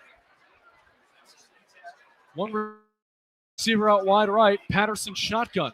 Harding shows a blitz, but they'll look back to the Tigers for a play call change. As Patterson claps, and here's the handoff to Christian Kohler. Right up the gut, Kohler down to the 10. And it'll be a gain of 6. That'll bring up a 2nd down and 4. Tell you what, Robert, this is a well-oiled machine in this Massillon offense. Even though they've had a punt like twice so far in this first half, they've been able to execute, get the ball in enemy territory, and are within striking distance of finding the end zone again. Patterson, shotgun. One receiver right, that's Jackson. They give it. McMullen, full head of steam. Left side 5, down at the 4. Good run there from Anthony McMullen Jr. Yeah, definitely, too. He ran that as far as he could. Absolutely. It'll be a gain of 6 again. It'll be a 1st and goal. Ball spotted at the 4. Tigers have 1:11 and counting to work with before, and 4 downs essentially because of the fact they have 2 timeouts remaining. They're in that package where they have backs on each hip to McMullen, the quarterback, and the receiver out wide right, Giorgio Jackson Jr. Play clock at 8. Here's the snap and the give. Up the middle, Christian Kohler, goal line. He's across. Touchdown, Massillon, as he has a little bit of fighting going on between the backfield with one of the linemen, but regardless, there's no flag. And it's 6 points for the Tigers as their lead grows to 27. 3. Yeah, this is definitely slipping away from Warren Harding. They've definitely failed to get a lot of stuff going this game. They do have another half to try and come back into this thing. However, if Massillon were to score one more time, regardless, depending on this extra point from Mateo Herrera, because that could change things with the difference. We'll see how this plays. Snap good, hood, goal, hold down, kick up, kick good. It's 28-3. So any Massillon score, if Orange Yarding were to stay at 3, in the second half we'll have a running clock. 49 seconds left to go in the first half. It's Massillon 28, Orange Harding nothing. You're listening to High School Football on the Q92 Sports Network, powered by the Social Auto Group. Missed the big game? Don't worry, Q92 has you covered. Check out our SoundCloud page where you can relive every exciting moment. From high school football, basketball, baseball, and softball to Mount Union football and basketball, we've got it all. That's every broadcast from this season, and even classics going all the way back to 2016. Follow Q92 Radio on SoundCloud and never miss a play, a call, or the thrill of the game. Q92 Radio on SoundCloud, your home for every game, every season. Well, they're shouting here in Massillon. Team is up 25 in the first half. Life is good if you're in the orange and black here at Paul Brown Tiger Stadium. Matt Corrali, Robert Coleman with you. Week 9 high school football action, 28-3. Massillon in front of Orange Yarding. And Robert, this has just been a masterclass of performance by the Massillon Tigers. Yeah, they've definitely been showing why they have this many state titles and why they know what they're doing. And it shows, too, that Warren Harding this game definitely needs to try to get something going, especially in this possession. So the Tigers special teams unit, along with the Raiders, is now back out on the field. Putting the ball on the team, Mateo Herrera. As for the Raiders, back deep, Matt Richardson, one of the return men, is on the right side. And another is back there for Orange. Can't quite get a number on him yet, as they will boot it away back to the Raiders as Herrera puts his right arm up in the air, approaches the football, and the kick is away. Line drive kick towards the right side. At the 11, it's Richardson, 20. Sideline, 25. He'll be out of bounds inside the 25. The other return man for Orange and Yarding was Satavian Hill.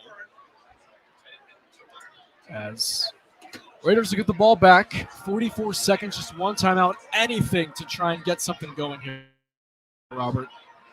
Definitely here. They're definitely going to have to try to get some. They're definitely going to have to push here. They're definitely going to have to make sure, too, that they don't give the ball back up to Massillon. That's right, especially because of this first half that will have, again, Raiders just one timeout. And the Tigers are going to get the ball back when the second half begins. So it's going to be paramount that if you don't do anything else, if you're Harding, you must protect the football in these 49 seconds with the timeout you have in your back pocket. One receiver out wide left, 2 right. It's going to be the quarterback in Amir Khan in the shotgun. As he takes the snap, drops back to pass. There's a 3-man rush, and they try to go on a slant. To the left side, it's incomplete, intended for Kai Blutcher. But a flag is down as it looks to be against the Raiders.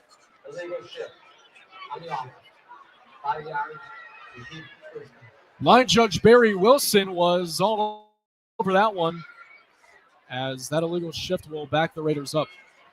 Clock stops at 40 seconds. Just 5 ticks go off the game clock there for the Raiders. Looking to get on the right side of anything here. 3-4 team coming into tonight's game. Lost 7-3 last week at home in a Thursday night game against Cardinal Mooney. 2 receivers out wide left, 2 right. Quarterback is Cobb in the shotgun. Going to throw it left sideline. Catch made alongside the 26. Isaac Maxheimer there to usher the Warren player out of bounds for the Tigers. As they look to be Mendez Provit on the catch for the Raiders. Having a little trouble seeing these Harding numbers. But regardless, it's a loss of 1. 2nd and 11. Clock stops, 36 seconds, them going out of bounds. 2 receivers left and right. Cobb in the shotgun. Sending a man in motion right to left and Matt Richardson. Here's Cobb with a flag down, rolling left. Cobb tucking and running out of bounds near the sticks, but once again, Barry White, our line judge tonight, threw a flag as it's going to be another penalty against the Raiders.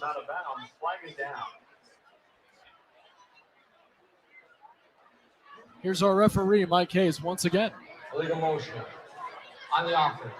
5 yards to keep it down. So we have an illegal shift and an illegal motion, Robert, on the same drive. It's definitely been a weird drive. Yes, it has.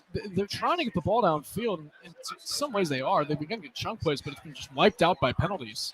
Yeah, it's definitely something you definitely got to watch out for. We've seen that a lot this year where they've had a lot of where teams have had a lot of penalties and they failed to get anything going. Still 30 seconds left in the half, though. Two receivers left and right. Ball spotted at the 22. It's a 2nd and 15. Cobb in the shotgun will call his own number right up the gut to the 24. It's a gain of 2. And it'll bring up a 3rd down and 12. And Matt Richardson, who is the head coach of the Raiders, practically coming out on the field. And he's talking with one of the officials. I thought he was going to call a timeout initially. There's 8 seconds left. Richardson is talking with one of the officials along with the player. There's 4 seconds left on the game clock, and that's going to be the half. That was kind of an odd ending to a half where Harding was trying to get something going. All they needed to do in reality was just protect the football, but that will bring this half to a close. That sees Massillon go on top of Harding 28-3. We'll come back with our Q92 News with Jeff Mears after this. You're listening to the High School Football Halftime Show, if you want to call it. That hasn't begun yet on the Q92 Sports Network. It's all powered by our friends at the Sarshone Auto Group. RG Drag, Stark County's premier career center, offers programs that prepares its students at the high school level for careers and continued education beyond high school. Upon completion, RG Drag students have an immediate opportunity to obtain a well-paying job in many exciting career fields. We offer everything from culinary, dental assisting, engineering, sports turf and landscape, welding, and so much more. Contact RG Drag to find a program and career that's the perfect fit for you. RG Drag, where careers begin. Northeast Ohio knows football, and Sarshone Auto Group knows Northeast Ohio. As an official partner of the Cleveland Browns, Sarshone Auto Group serves our community with the best selection and the best service. From Ford, Chevy, Chrysler, Dodge, Jeep, Ram, and more. From the toughest trucks to the SUVs that fit your family. Sarshone Auto Group, an official partner of the Cleveland Browns, and the place where Northeast Ohio comes to drive. Visit Sarshone.com. Looking for top-notch tree and lawn care? Call Ebert & Sons Tree and Lawn Care. Locally and family-owned, we're proud to serve Stark County in all surrounding areas with 5-star service on Google and an A++ rating from the Better Business Bureau. From expert tree removal to full-service lawn care, we're licensed, bonded, and insured, and here for you when you need us with 24/7 emergency service. Support local. Call 330-412-4042 today. That's 412-4042. Ebert & Sons. Quality you can trust. People you can count on. East of Chicago Pizza on Lincoln Way in Massillon at the Mayflower Plaza has a deal for your Friday night football party that will make you the MVP. On Fridays, only after 4 p.m., pickup or delivery, you can get a large 3-topping pizza with an order of garlic cheese bread and a 2-liter Pepsi product for just $24. Customers need to mention the Friday Night Football Special and Q92. Don't miss out on the chance to score a touchdown for your party. Call East of Chicago in Massillon now, 330-837-9944. Welcome to the High School Football Halftime Show. Massillon on top of Warren G. Harding, 28-3. It's now time to send things over to our studio in Alliance with the halftime news. Here's Jeff Mears. From the newsroom, I'm Jeff Mears with this halftime edition of Q92 News. Union employees at Metallus are scheduled to vote on a tentative contract with a Canton-based steelmaker October 30th. United Steelworkers Local 1123 represents 1,200 employees at the company's Canton operations. The union and Metallus announced the tentative 4-year agreement earlier this month. Details were not released. The current contract was set to expire September 22nd, but was extended through October 15th as negotiations continued. A fourth man is charged in a home invasion. 43-year-old Ricky Lee Martin of Canton was arrested in Bainbridge Township and charged with complicity. An Amish man in Geauga County's Middlefield Township told police 3 men had entered his home, robbed him, assaulted him, and his 8-year-old son with a stun gun and took the boy hostage. The child was able to escape. 44-year-old William Hatfield of Massillon and 36-year-old Randall Cromer of Doylestown were apprehended on kidnapping charges at a Canton home Wednesday. 33-year-old Bradford Hosler was arrested in Canton Saturday. He is charged with kidnapping, aggravated robbery, and aggravated burglary. The repository reports the Stark County Board of Elections will tighten ballot proofing after erroneous absentee ballots were sent to 58 voters. Some voters not in the Massillon Public Library District were sent ballots containing a replacement library levy. They were informed their votes on the issue would not be counted. Some voters in the Canton Local School District received ballots for school board with no candidates listed. There are 3 candidates running for 3 seats. Affected voters will be sent new ballots. A Stark County grand jury has indicted a man on child sex charges. 24-year-old Joshua Barnes of Jackson Township is charged with 2 counts of unlawful sexual conduct with a minor. The indictment was issued in May, and he was arrested Wednesday. Barnes was arraigned today in common pleas court. He posted bond and was released from the county jail. Barnes allegedly took part in sexual conduct with a girl who was at least 13 years old but under the age of 16. The activity occurred between October 2023 and April 2024. A pretrial hearing is scheduled for October 27th. Robertson Heating Supply has begun expansion of its distribution center in Alliance. A groundbreaking ceremony recently took place for the 93,000 square foot addition. It will be located at Robertson's headquarters on West Main Street. The new facility will serve as a warehouse and storage space and have 24 additional loading docks. Completion is expected by December 2026. The financial operations and procedures of Perry Township's fiscal office are the subject of an independent review. Trustees agreed to pay attorney Julie Jack Meades to conduct the investigation. The cost will be $10,000. According to the repository, fiscal officer Craig Chesler believes the probe is retaliation for his criticism of the board. In April, trustees gave pay raises to road department employees and issued health savings account cards to township workers. Chesler has served as fiscal officer for 6 years and says he's had clean audits and balanced budgets. Trustees did not cite specifics related to any wrongdoing or mismanagement by the fiscal office or Chesler.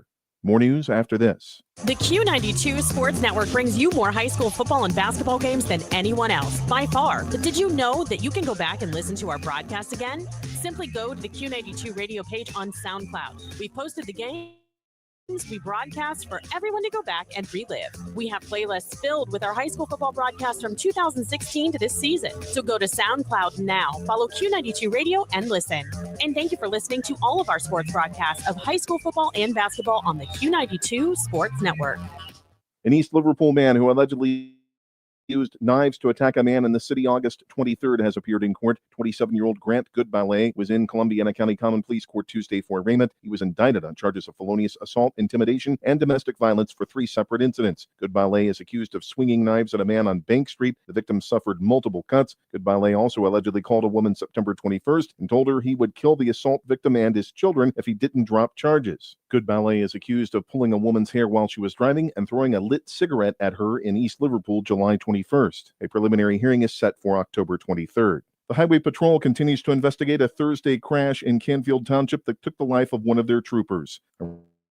Around noon, 40-year-old Nicholas Caton responded to Route 11 to assist a disabled semi in the northbound lanes. The truck's driver had struck an object in the road. Caton was in his cruiser with his emergency lights on when another semi rear-ended his vehicle. The collision sent the cruiser into the disabled truck, hitting the driver. Caton died at the scene. The disabled truck's driver, 65-year-old Nelson Vasquez of Florida, was flown to a local hospital. His condition was not available. The other driver, 35-year-old Ryan Rock of Canfield, was not injured. A Mahoning County Common Pleas Court jury has found a woman guilty of unlawful restraint, child endangering, and domestic violence, but acquitted her of kidnapping. The verdicts were issued Thursday in the case of 51-year-old Stacy Gilmore of Youngstown. The charges were filed after she was arrested by Boardman police in 2023. Gilmore was accused of kidnapping a 5-year-old child. They were removed from her home by Children's Services after they discovered evidence of abuse. Sentencing is scheduled for December 2nd.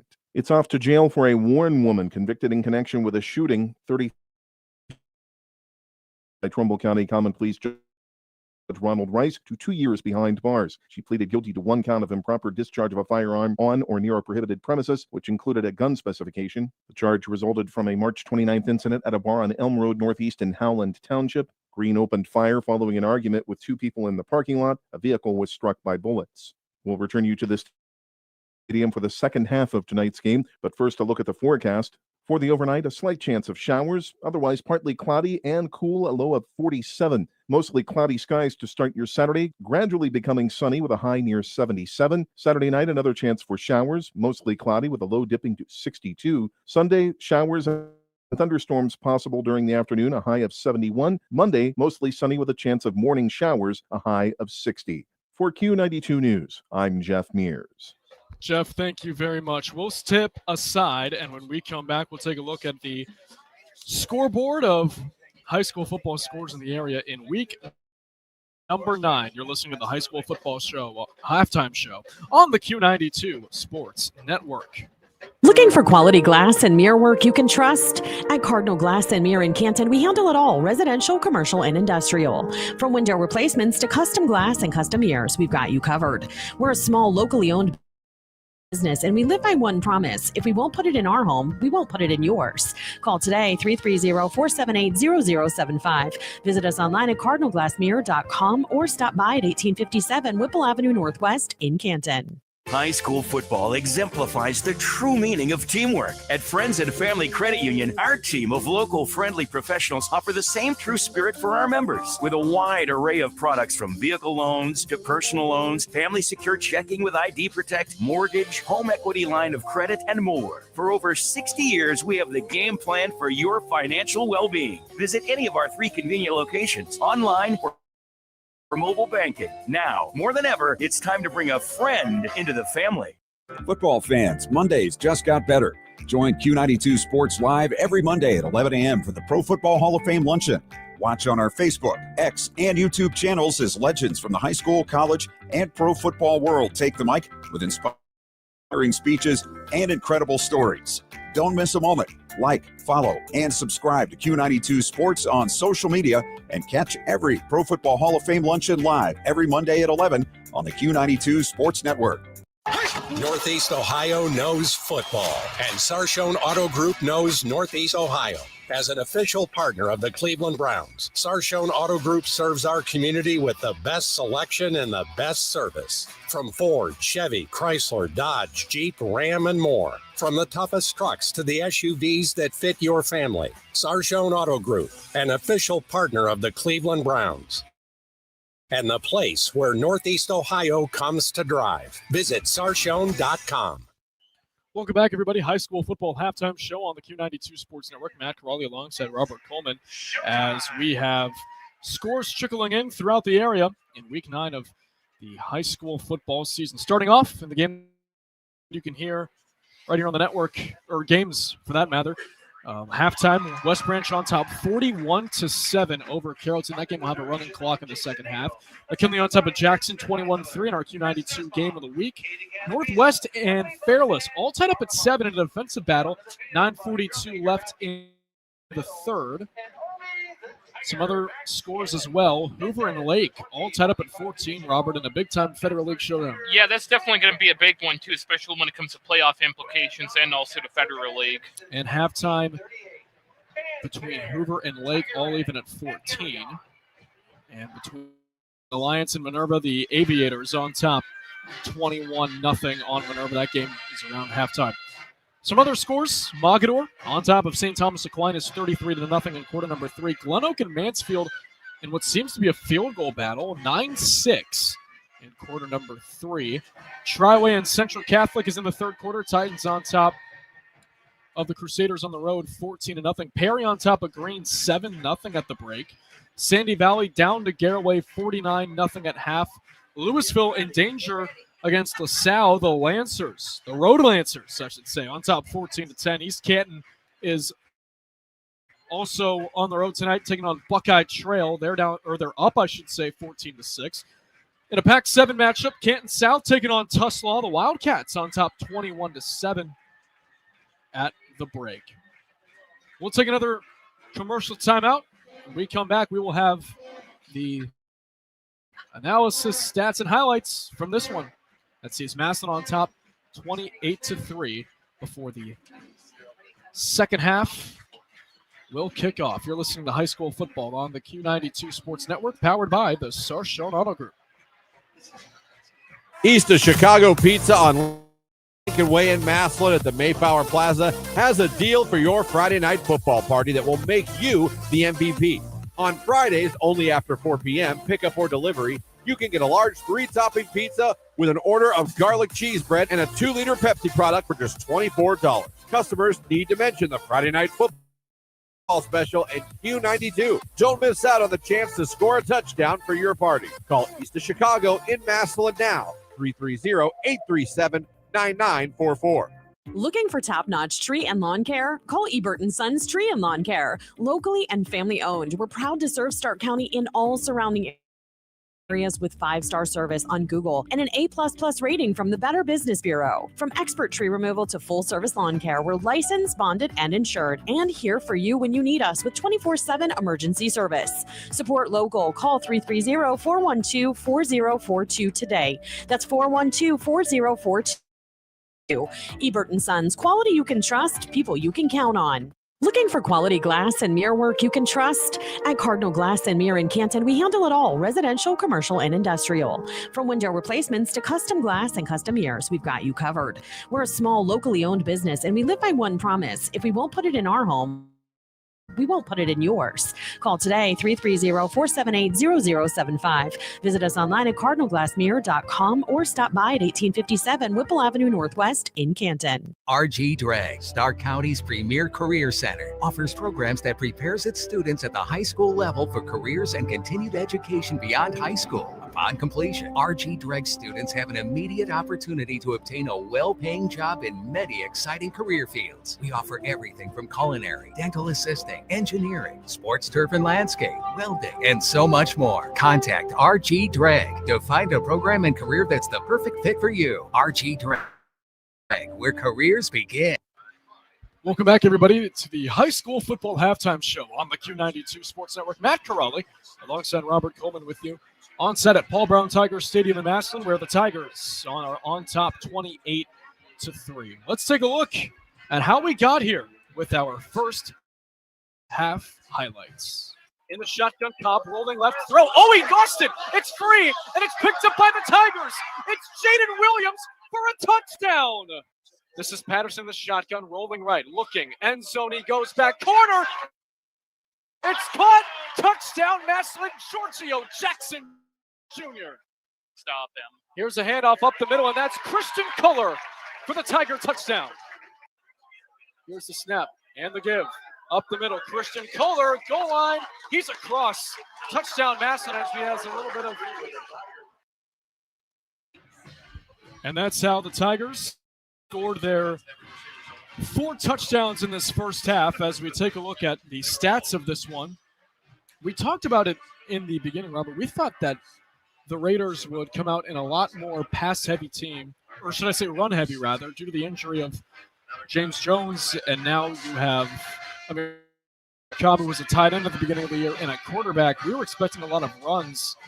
But for the Raiders, they've ran the ball just 17 times, but throwing it, they've done it 12. So a little bit of 50-50 here in this first half. Yeah, but the throwing one, I would say, would probably be their better one, because I think they have negative yards on the running, right? Yep, 7 of 12 passing for Amir Cobb. He has 100 yards and an interception. And for the rushing-wise, the leading attempts in rushers is Cobb. He ran it 12 times, but the only problem is he only got 4 yards in terms of rushing. So when it comes to everybody as a team, like we mentioned earlier, passing-wise, Harding 100 yards. But when it comes to rushing on 19 carries as a team, yards per net, -1. So that's kind of where they're sitting at right now. And for Massillon, totally different story. They have 110 yards on the ground as a unit and 40 yards through the air. Yeah, they're definitely more well-rounded. So definitely Massillon should just stick to what they're doing. For Warren Harding, I would definitely go for straight up the passing game. I'd stay away from the running game for this moment, see what could happen. Yeah, we've also seen a couple turnovers. However, to that point in this one, the Tigers, or should I say the Raiders, have managed to pick for Massillon Manuel Patterson off twice. But on the other hand, like we mentioned earlier, Amir Cobb threw an interception too. So these guys definitely have to be cautious, especially on the side of Massillon because you're up so much. You definitely can't afford to have that lead swindle and eventually disappear. And there's been a few interceptions on Massillon's part too, so that is correct. So it can be a little bit misleading in the passing and the running game when it comes to Warren Harding. So how do you try and get back into this game if you're Warren G. Harding, besides getting the passing game involved? Because that's definitely something that I think they'll stick to in the second half. But what do you think else they need to do, maybe defensively? I'm not sure, really. I would try to tackle Massillon's defense, honestly. They have their defense has been quite well this game. I would try to find a way of getting around it. I would if you have a big backfield, I'd just throw the ball in the orbit and just go for it. Make sure somebody's there, though, and don't throw it to Massillon. That's right. They are in their orange jerseys tonight. It's pretty easy to spot and differentiate from Warren G. Harding's road white. Got the high vis. That's right. So let's flip that now because Massillon, you're probably looking at this, all right, 28-3, we're going to score one more time, we're going to have a running clock, and then we're going to get out of here. That's not necessarily the case, though, is it? They have to keep their foot on the gas. Yeah, definitely. They're going to have to keep their foot on the gas because it could turn the opposite way. I mean, they still have another half to this game here, and anything could happen, really. That's right. We have 2:04 and counting left to go in the first half, or the halftime, I should say, game clock. Massillon is out. No sign of the Raiders yet. We might have another 3 minutes tacked on to make sure everyone is ready to go. But let's talk about some of these games that are going on elsewhere in Stark County, Robert. McKinley on top of Jackson 21-7 at the break. I believe, if my math is correct, a win for the Bulldogs, and they are your Federal League champions once again for the fourth straight year, something along those lines. Yeah, it definitely here. So they're definitely going to have to watch out. And Hoover and Lake as well. Those teams are deadlocked at 14 apiece. That's definitely going to be going as a pitcher's duel. Both of those teams are in the same region, to Region 7 along with the Massillon Tigers. So that could be for significant playoff seeding, and especially with the fact that you have from 16 teams a season ago and in years past, this year you're down to 12.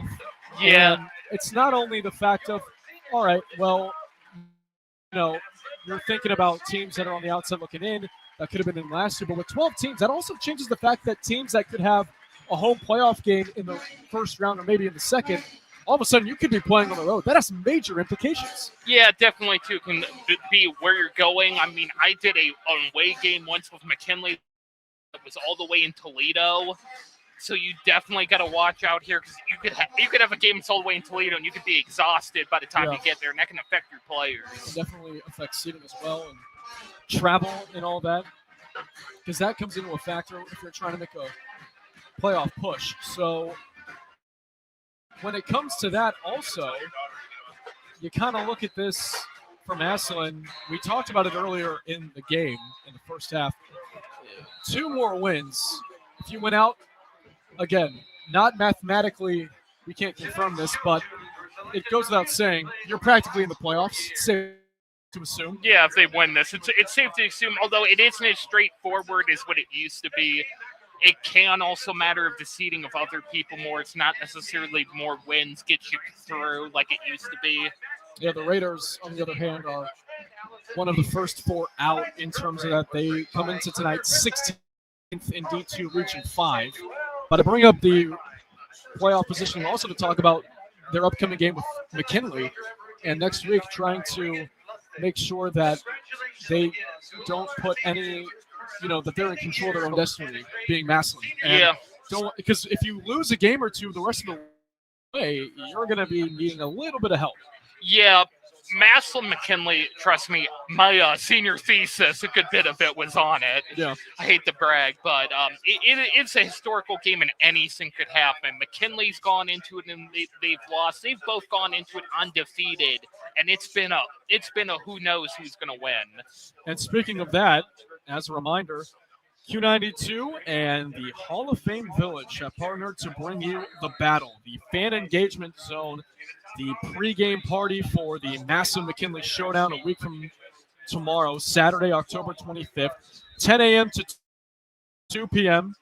outside Gridiron Gastro Pub at the Hall of Fame Village, just outside Tom Benson Hall of Fame Stadium. It's a live broadcast of Q92 Sports Network featuring Sam Berkwood and Ryan Keller. Bring your game days signed for a chance to be featured. There will be yard games, giveaways, and food and drink specials. Visit HOFvillage.com for more information. Once again, for more info on the Battle pregame party between Massillon and McKinley, HOFvillage.com. That's going to be a really interesting game. This is arguably the most exciting McKinley-Massillon showdown in the last 10 years. Yeah, I wanted to sneak this one in here. I'm looking at a copy of the repository from 1900, talking about the two games that McKinley and Matt would have been Kansas Central High School at the time, which would be located currently at today's Timken McKinley downtown campus, and Massillon.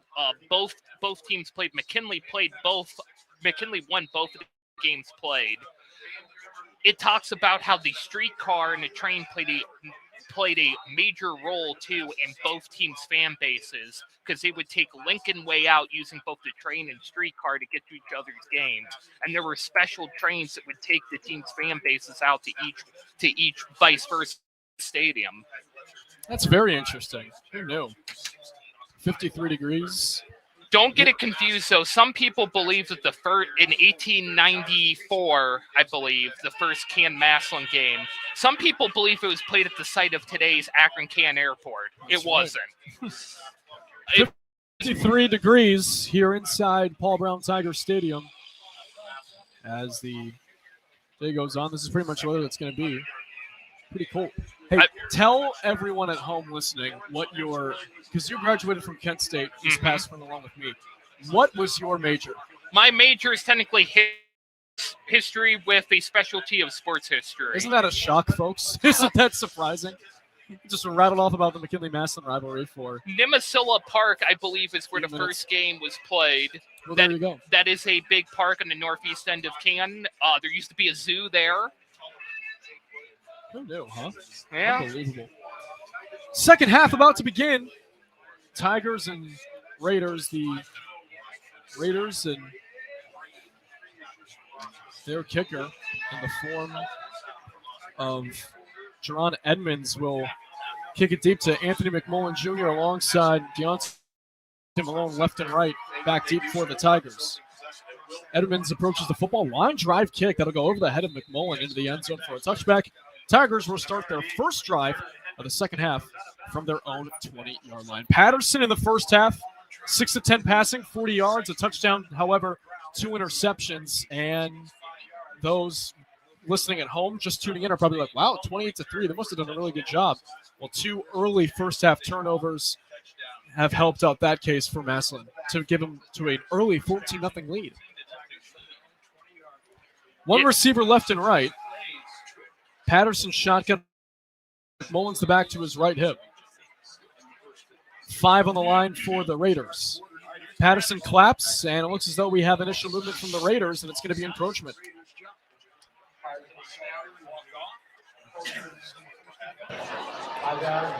Still first down. It was the player that lined up on the edge on the right side of the line. It looked to be number 5 in Mandus Provin. 1 receiver left and right. It's Patterson in the shotgun. Takes a snap. Hands it off McMullen. Right up the middle. Now trying to go bouncing outside to the left. It'll be taken down at the 27-yard line. It'll be a gain of 2. It'll bring up a 2nd and 3. Yep. This is definitely going to have to be something in this play. It's going to be a crucial moment for Warren Harding as to what they can do here. Anthony McMullen now just 2 yards away from eclipsing 100 on the night. He had 10 carries for 95 yards in the first half, averaging 9.5 yards a touch in the first 24 minutes. Broke out that 51-yarder that ended up setting up the Massillon touchdown to end the first half. 2nd down and 3. Ball spotted at the 27. Oh, it's a high snap for Patterson, and he manages to catch it on a bounce back at the 12. You can credit Provit for a sack, and that could have been disaster for the Tigers. Definitely there. He had a good recovery. Yes, he did. Snap that went over his head. Throwing in some more history facts, Massillon used to play at a stadium called El Royale. How about that? Not in Spain, though. Two receivers left and right. Harding shows a blitz look, but they'll back off. One of the corners was peeking at thinking about pressuring, but there are 4 on the line. Now they sent 5. Here's Patterson on a quarterback blitz. Looking right, nowhere to go. Patterson from his 5, trying to direct traffic. He throws it. It's caught, 35. First down outside the 36. How about Deontay Malone? And how about Manuel Patterson staying alive, moving the feet, and that will move the chains for the Tigers on a great pass play from Patterson to Malone. Patterson's definitely showed that he's a great quarterback for Massillon. He knows how to recover, and he knows how to get it in there. One receiver left and right, Patterson in the shotgun.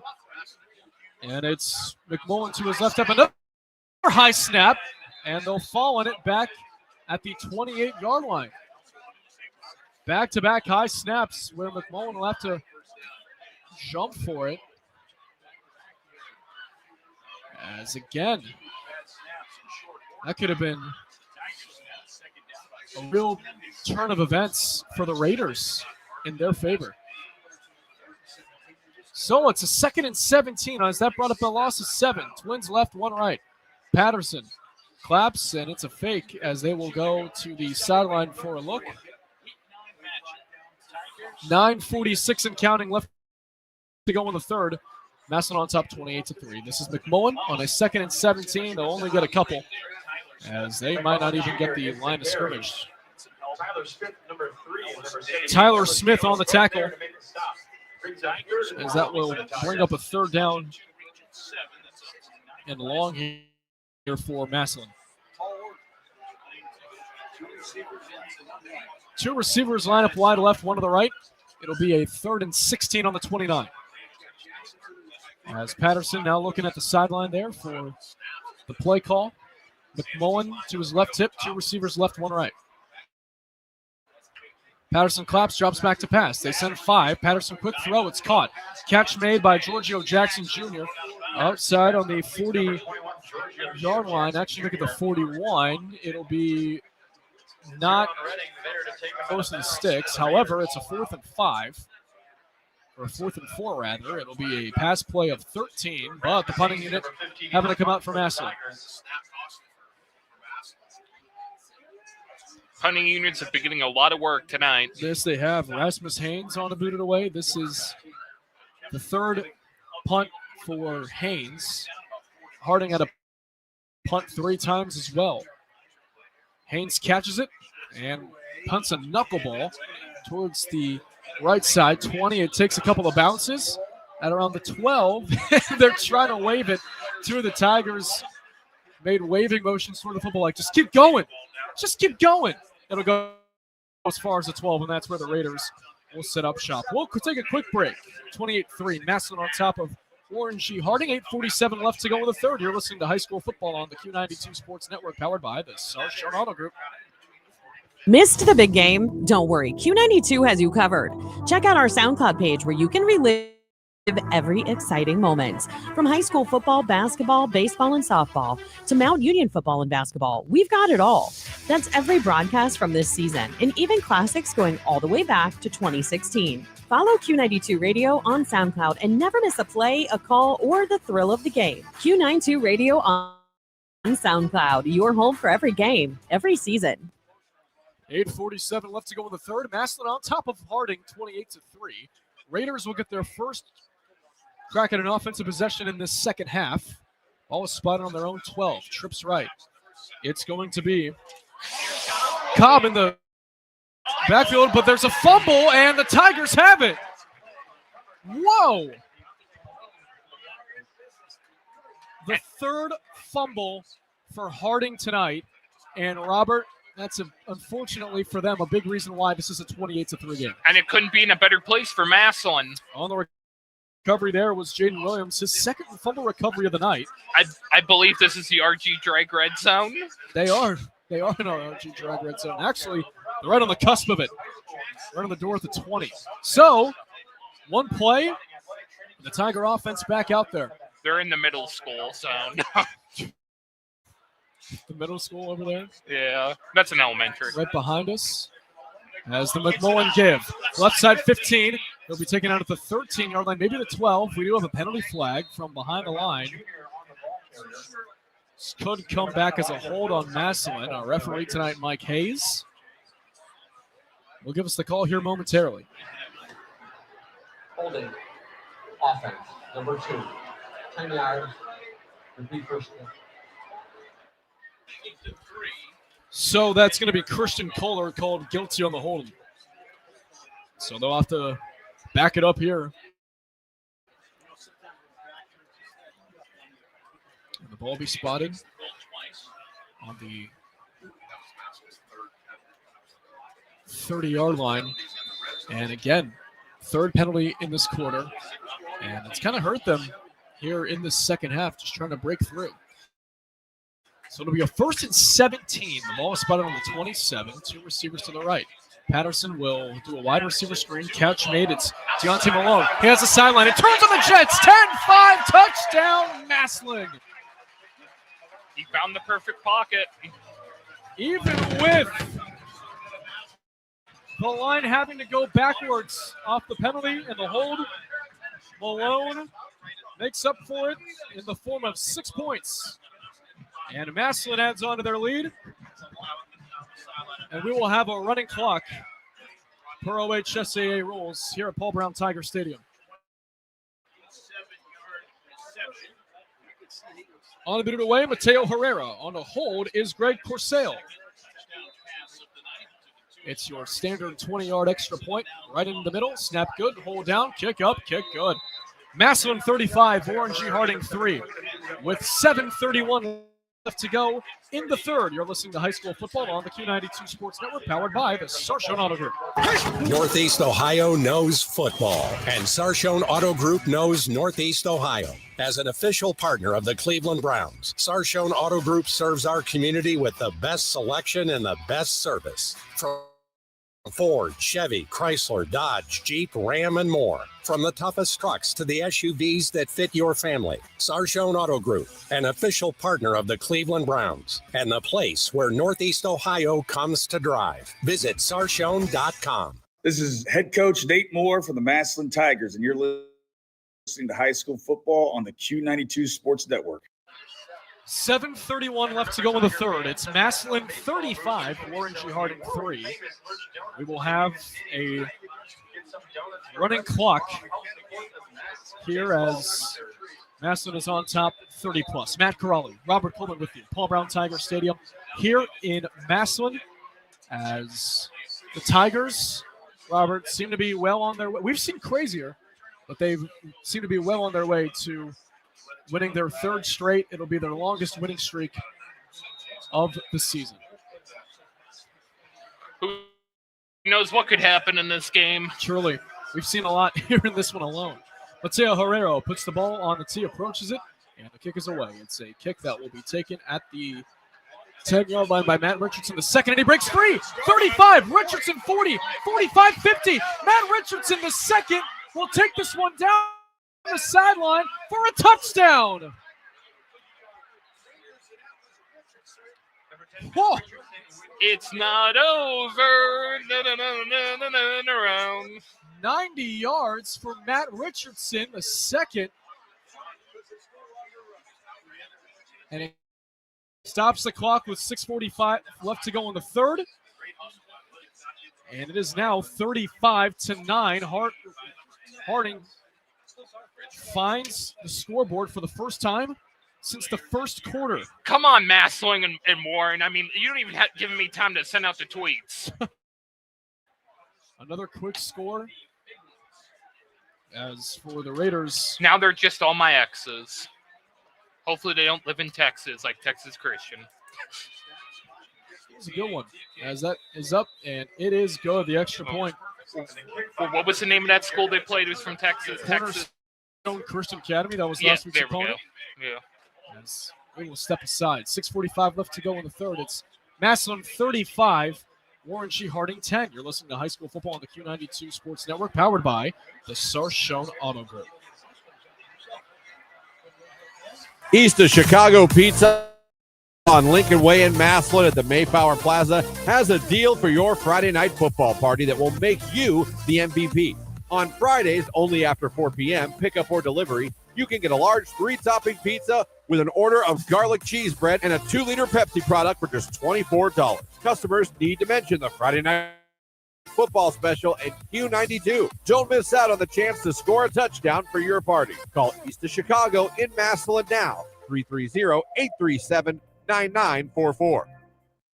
6:45 left to go here in quarter number 3. It's the Raiders down 35-10 after an electrifying 90-yard kickoff return for a touchdown from Matt Richardson II. He had a big hole on the left side and just took it down the sideline and put it in for 6. Here's the ensuing kickoff. It'll be caught in the end zone, but it'll be a touchback by Malone.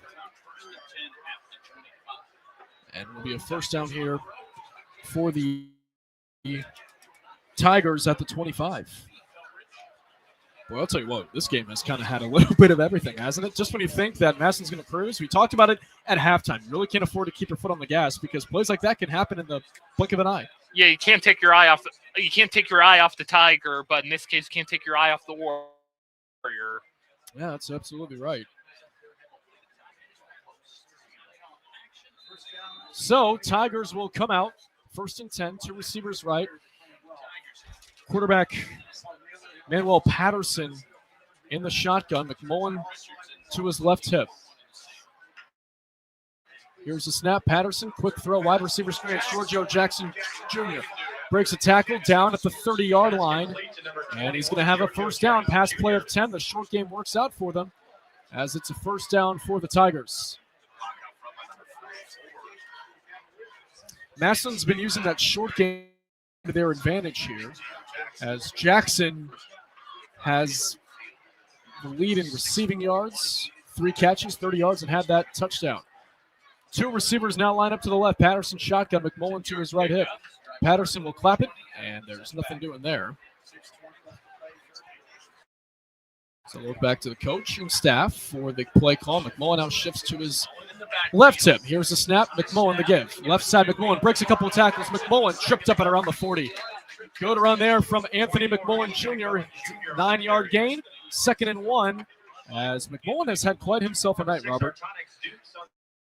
Definitely here for Massillon. He's definitely the MVP of the game, in my opinion. He eclipses 100 yards with that run as he is at 106. 2 receivers left. Patterson shotgun, McMullen to his left hip. We're at 5:42 and counting left to go in quarter number 3 of week 9 of the high school football season. McMullen now shifts to the right hip of Patterson, sending a man in motion in Will Himes. Here's the snap. McMullen the give again, right up the gut, but this time the Raiders keep things at bay as it'll be a gain of 3. 2nd down and 7 upcoming. Ball spotted at the 43-yard line as a good chunk of Warriors were in on the stop on that run. Yeah, they're definitely going to have to try. They're definitely going to try to push for this one, especially with it being first down. They may even try to just go throw and go straight for it. 2 receivers out wide right. Patterson shotgun, McMullen at the left hip. Once again, looking back to their sideline for the play call. And the play clock is now at 10. And Patterson will clap it. Here's the snap. McMullen the give. Right up the middle. McMullen nearly broke another one. I'll tell you what, he might be due.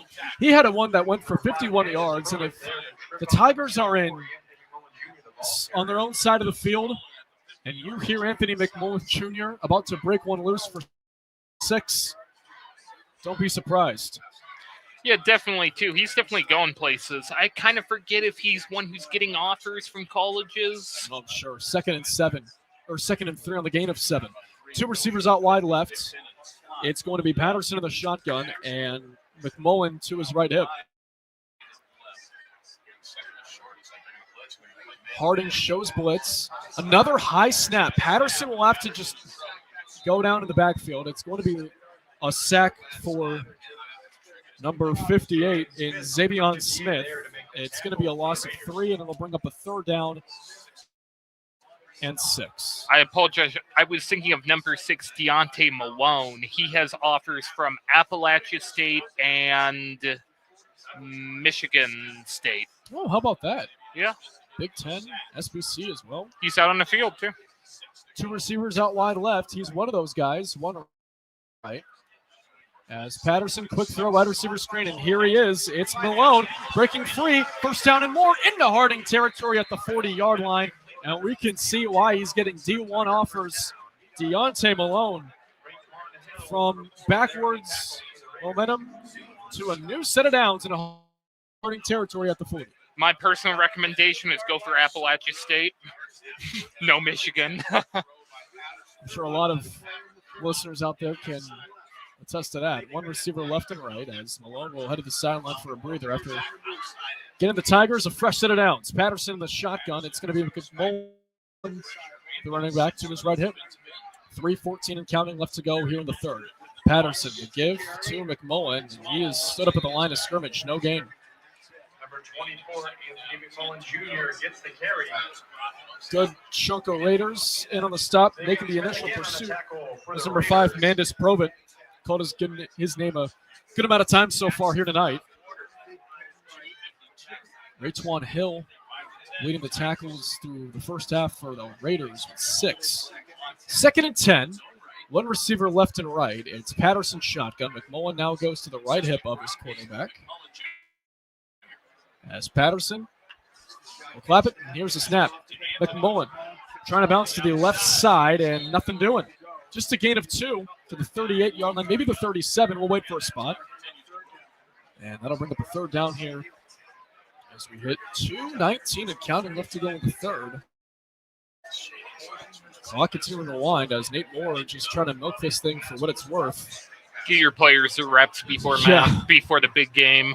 That's right, a week from tomorrow that you can hear on Q92 next Saturday. As on third down and 8 from the 38, the Tigers will have Patterson in the shotgun and take the snap. Another gift to McMullen, who has room up the middle, 40, lowering the shoulder. Oh, he runs over a defender past the 30 to the 28-yard line. We have a fight breaking out in between or on the outside receivers. That was Deontay Malone. One of the corners was involved.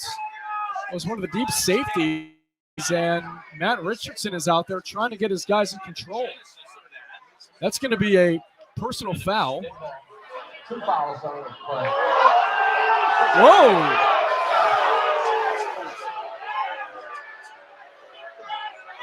Well, how about that? They're going to tag Malone for a personal foul on that side of the exchange as well. Nate Moore doesn't like the call. He's out towards the 20, barking at the officials. And now the line judge, Barry Wilson, waving over to another one of the umpires and wanting to see if that should still be true. It's pretty much like, what did you see over there? And they're going to let it go. So offsetting penalties. We'll have it a 1st and 10. Ball spotted at the Harding 25. That's to set up with a new set of downs. And looks as though we'll have whistles and a flag. And this has become kind of a mess. And they're going to get a delay of game called against the Tigers.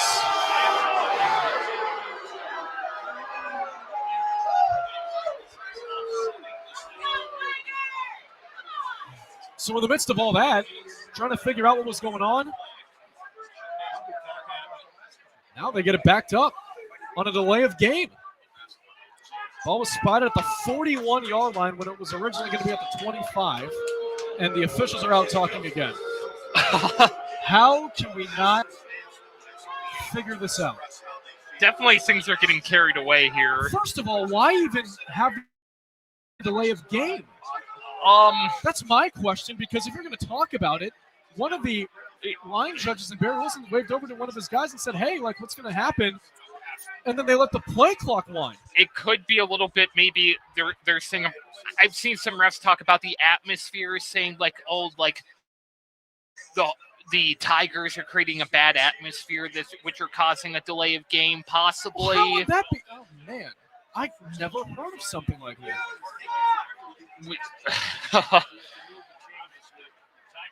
Well, they're still standing around, and now our referee is saying, "Wind the clock, away we go." Okay. Play clock's running. Tigers come up to them, and away we go. We're back to football, finally. First and long. Ball spotted at the 41. Harding shows a blitz. They'll go back to their sideline for the play call. A minute 32 and counting left to go in this third quarter. Play clock is at 4. Patterson in the shotgun claps. Here's a snap rolling right. Patterson makes a man miss, and he'll be taken down. He may have been sacked on a loss of 1. It's going to be number 7, Asa Birch. And it will be a loss of 2, and it will bring up a 2nd and 12. Definitely going to have to watch out here on this play. Definitely will. Do you see them taking a shot here? They have been backed up. I know what they're trying to do in terms of milking the clock out, but I mean, they can always go for it still, too. I mean, we still have another quarter left, so that's right. You can't milk it out too much. That's absolutely true. 2 receivers left, 1 right. Lone man out wide, near side right, is Geo Jackson Jr. He hits Patterson to the shotgun, McMullen to his left hip. Play clock at 1. They get it off. He catches it with his right hand, throwing over the middle. Dropped. Oh, I'll tell you what. I thought he had it until the crowd moaned. Jadis Big Pen was right there. He's about 3 yards shy of the marker. Maybe he could have gotten it, but regardless, it's 3rd and 12. It was a little low for him. That's kind of like a weird muscle movement. Yeah. 38 seconds left in the third. Massillon on top of Harding, 35-10. 2 receivers left and right. Patterson shotgun, McMullen at his right hip. He claps, and now we'll go back to his sideline for the huddle. Play clock is at 9 as Patterson will take the snap, hand it off. It's McMullen right side as McMullen will be past the 40 to about the 39, well short of the marker. And that will bring up a 4th down here on when all is said and done. Just an odd drive for the Tigers. Nate Moore is practically out there at the 40, standing right next to Barry Wilson, talking about still the officials. Is this going to be the end of the third quarter? And what was an odd couple minutes of the end of the third quarter. But anyway, regardless, wherever you are listening, it's time to put your 4s up. The final 12 minutes is on the other side of this break. You're listening to the high school football presented by Sarshon Auto Group on the Q92 Sports Network. Football fans, Mondays just got better. Join Q92 Sports Live every Monday at 11 a.m. for the Pro Football Hall of Fame Luncheon. Watch on our Facebook, X, and YouTube channels as legends from the high school, college, and pro football world take the mic with inspiring speeches and incredible stories. Don't miss a moment. Like, follow, and subscribe to Q92 Sports on social media and catch every Pro Football Hall of Fame Luncheon live every Monday at 11 on the Q92 Sports Network. Quarter number 4 here in Paul Brown Tiger Stadium as they are 12 minutes away from winning their 3rd in a row, a season high, getting set for the McKinley matchup. And fans, one more reminder, while we are still in the midst of this ball game, Q92 Hall of Fame Village partnering up for the battle Saturday, October 25th. A pregame party at Hall of Fame Village just outside of Gridiron Gastropub. Fan engagement zone, 10 a.m. to 2 p.m. Live broadcast with Sam Berkman and Ryan Keller. Bring your game day sign for a chance to be featured. Yard games, giveaways, food and drinks business. Visit HOFvillage.com. For more information, that's HOFvillage.com. 2 receivers left, 1 right. Patterson in the shotgun. It looked as though we had some movement from Harding, but they're going to let this go. As it'll be a 4th down here. As Patterson on 4th down, throwing right. Catch made. Forward progress will give Geo Jackson Jr. the 1st down inside the 30 to the 29-yard line. The Tigers once again convert and wind the clock, as they've had a couple of times on this drive where they've been able to escape from a 2nd and long, 3rd and maybe even longer. And they were able to execute and get the ball past the chains. Yeah, definitely here. And they're in good territory here, and they have the 1st down, so there's a lot they could do. We'll see what they do. 1 receiver left and right. Patterson in the shotgun. McMullen is the back to his left. Harding showing some pressure, especially coming off the edge. Here's McMullen. A give right up the gut. McMullen trying to break through a small hole. Moving the pile with him. Anthony McMullen Jr. A great run down to the 22-yard line. It's a gain of 8 when all said and done, and that'll bring up a 2nd and 2. Here's an interesting one for you. Why did Jim Thorpe come to Canton, Ohio? I don't know. The East Ohio Gas Company sponsored a lot of Canton Bulldogs, the Nice. professional team, to get them in here. Well, how about that? Mandis Probin on the tackle Yeah. for the Raiders. 2nd and 2. One receiver left and right. Patterson shotgun. McMullen to his left hip. Harding shows a 5-man blitz. They send that many. Patterson standing strong in the pocket, floats it. Back corner of the end zone, incomplete. Try to get it to Logan Allman. Would have been his first catch on the evening. And it would have been a big one, but they couldn't connect. Just a little too much sauce on that one from Patterson. That'll bring up a 3rd and 2. We do have a flag, though. And it's going to be called against the Raiders. They're going to get a pass interference.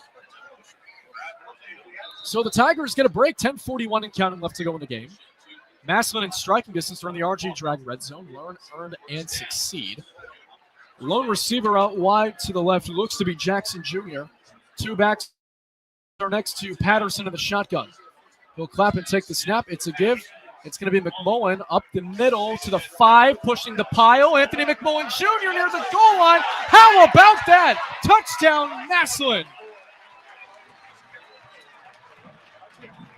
Straight effort.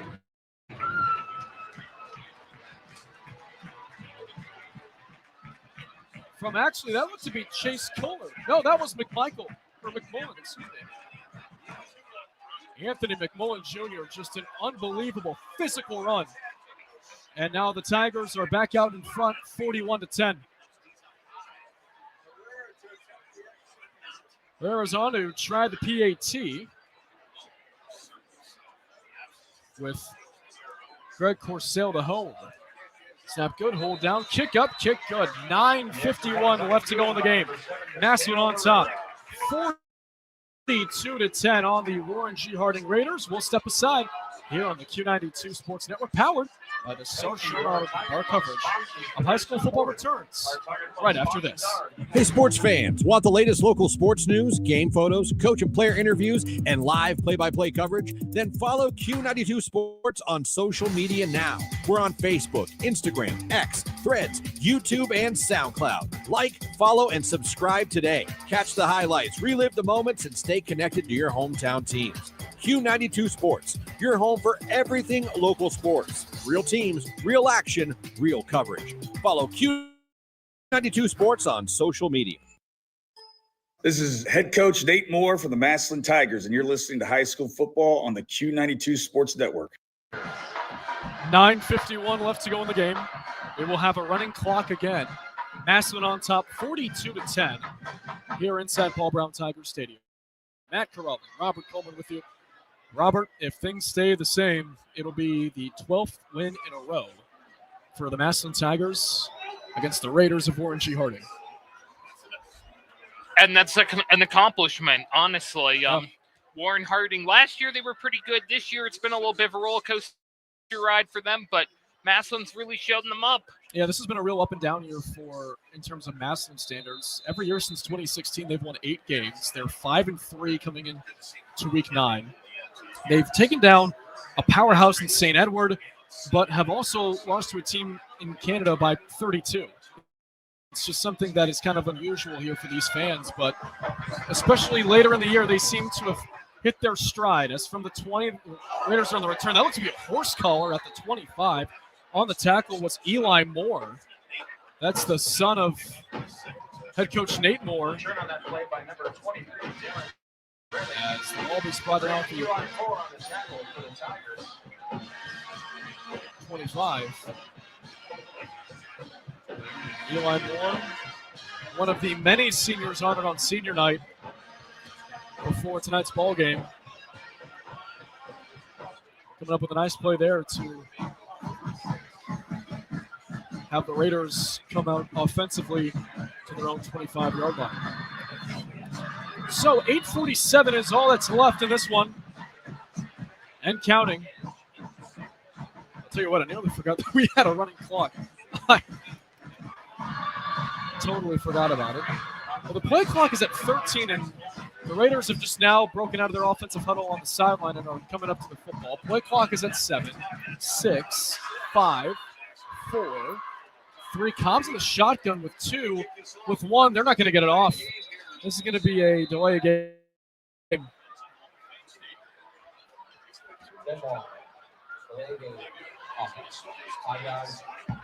That'll back the ball up to the 20, and Robert, one of the linemen, went up to tell their quarterback, Amir Cobb, something, and once you kind of saw that was happening, you were like, yeah, this is gonna be 5 yards backwards. Yeah, Warren Harding's had a lot of those problems tonight too. Yeah, and it's been to their detriment. It's been something they try to clean up. So it'll be a 1st and 15. One receiver left. They're in the pistol here as they fake an end around, and it's a straight run towards the 25-yard line on the give there to Kai Blutcher. Tackled around the legs, and that'll bring up a 2nd down and 6. Or beg your pardon, that was from Mekhi Brogdon on the carry. So no gain, or a gain of 1, I should say. A ball spotted at the 26-yard line. We're at 7:13 and counting left to go here in this one, as the Raiders in danger of going to 3 and 5 on the year. Brogdon again, up the middle with room, down at around the 34-yard line. Nice run there, as it goes for 8. He'll be a yard shy of the marker. Brogdon again on the carry. And we'll see how the Raiders are going to play this one there, Robert Coleman. I'd like to see what they're going to do here, honestly. I mean, they only got 6 minutes left. Have you ever been called RC before? Maybe once or twice. I know the cola. I was sitting there and I'm like, should I call him RC? I was like, that's pretty neat. A lot of people call me Roberto. Oh, really? Yeah, I was reading a Roberto Clemente book one time. Nice. 3rd and 1 as Cobb will take it, and the Tigers sniff it out. We have a flag fly in from the back judge, Ed Pyrie. A science teacher saw me reading it. It was like, oh, Roberto. It's going to be a penalty called against the Raiders. Not quite sure what. Here we go. Illegal shift on the off. 5 yards. Down. So it's an illegal shift when all said and done. Backing it up 5 yards again. 5:53 and counting left to go in this one, fans. Stay tuned for the post-game show. We'll have stats, analysis, wrap this one up here at Paul Brown Tiger Stadium, and then Robert will have interviews with winning coach and some players over on the Q92 Sports' social media pages. On 3rd and 6, it's a run left side to the 30, breaking free is looking to be, that is Brogdon. And he's brought down past the 30 to the 32-yard line. So that'll bring up a 4th and 3. And as the punting unit will now trot out for the Raiders.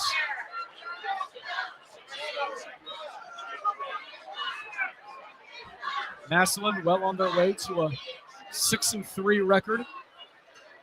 Heading into McKinley week. We mentioned it earlier in the second half. It's a showdown next Saturday that will be one of the most anticipated in the last decade in the history of the rivalry. Here's a punt that goes towards the right. It'll be caught at the 29-yard line on a fair catch by the Tigers. Flag is down. number 6, Deontay Malone. And breaking news, there's a penalty flag down. Oh, it's going to be a roughing or running into the punter. And that's going to get the ball back to the Raiders. Huh? That's a first. So a costly mistake there on Massillon special teams. And, you know, I will say, 4:16 on the running clock in, you're up by 32. You can afford to do that. That's got to be something that Nate Moore addresses in film this week. Definitely. You can't have that against McKinley. Yeah, you got to make sure, too, especially how great McKinley's been this year. Absolutely. 7-1. They're on their way to 8-1. For all you village idiots to celebrate its 25 years since it was established. The reunion will be October the 24th. The night before All likelihood a 6-3 Massillon team. You can hear that game next Saturday at 2, right here on Q92 Sports Network. This is Cobb. Play action on the 1st and 10 from his own 47. It goes through the hands of a wide open Matt Richardson II. Tried to stretch it out to his left, but it just went through his mitts. And with 3.5 to go and counting, that'll bring up 2nd and 10. In terms of passing stats, pretty even. 133 for the Tigers, just 100 for the Raiders. And I got to tell you, the Raiders averaging more yards per pass. 14.3 for Warren G. Harding. Massillon at 11.1. And would you think it's more self-inflicted wounds for the Raiders for why they're down by 32? Definitely, especially how many interceptions they had against them. One receiver left to right. Here's a run on the right side. This is Brogdon down at the 49-yard line. It'll be a gain of 2. Brogdon, number 40. The Raiders will be going, Number 2, Christian Kohler. or should I say, will be facing off in their lone All-American Conference match of the year, the annual Week 10 showdown with Austintown Fitch, who coming into tonight are 6-1 on the year.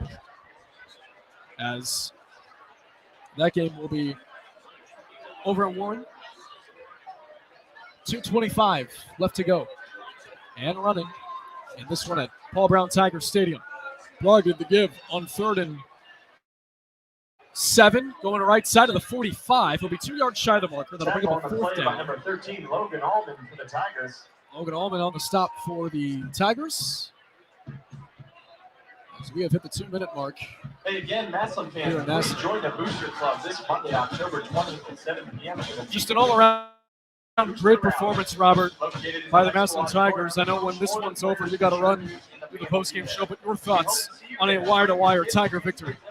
It's definitely been a great one for the Tigers. They're definitely showing McKinley, hey, we're still in it, and we can still show you what we can do. In some ways, this is a must-win for Massillon because you definitely want that momentum. You want to be having won 3 in a row and have that confidence going into McKinley Week. Multiple flags fly. 3 of them were through the air on that run on 4th and 2. Roughness, maybe? He was short by about a yard. And here's the call.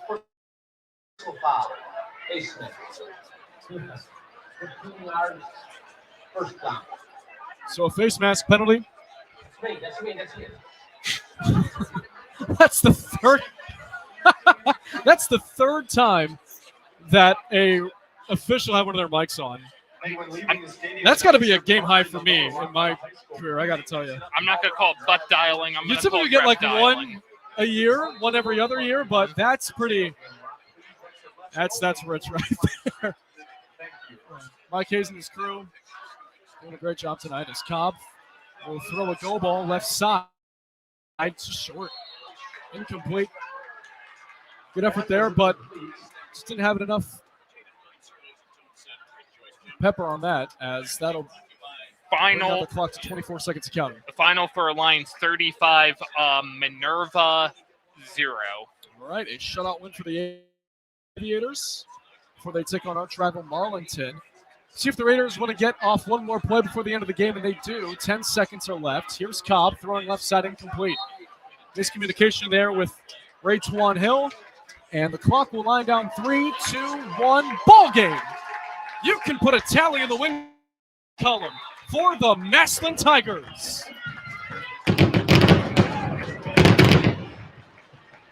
A dominant Week 9 win over Warren G. Harding tonight by the final of 42-10.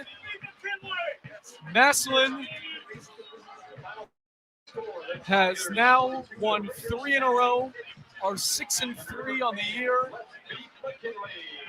and now the focus shifts to McKinley Week in Tigertown.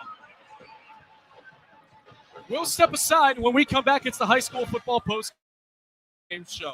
You're listening to High School Football on the Q92 Sports Network, powered by the Sarshone Auto Group.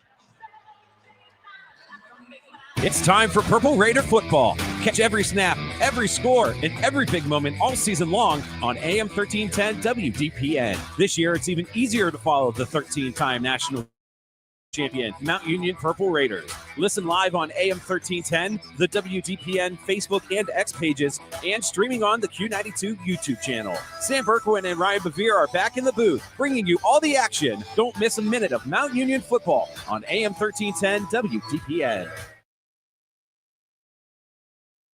Hey, sports fans, want the latest local sports news, game photos, coach and player interviews, and live play-by-play coverage? Then follow Q92 Sports on social media now.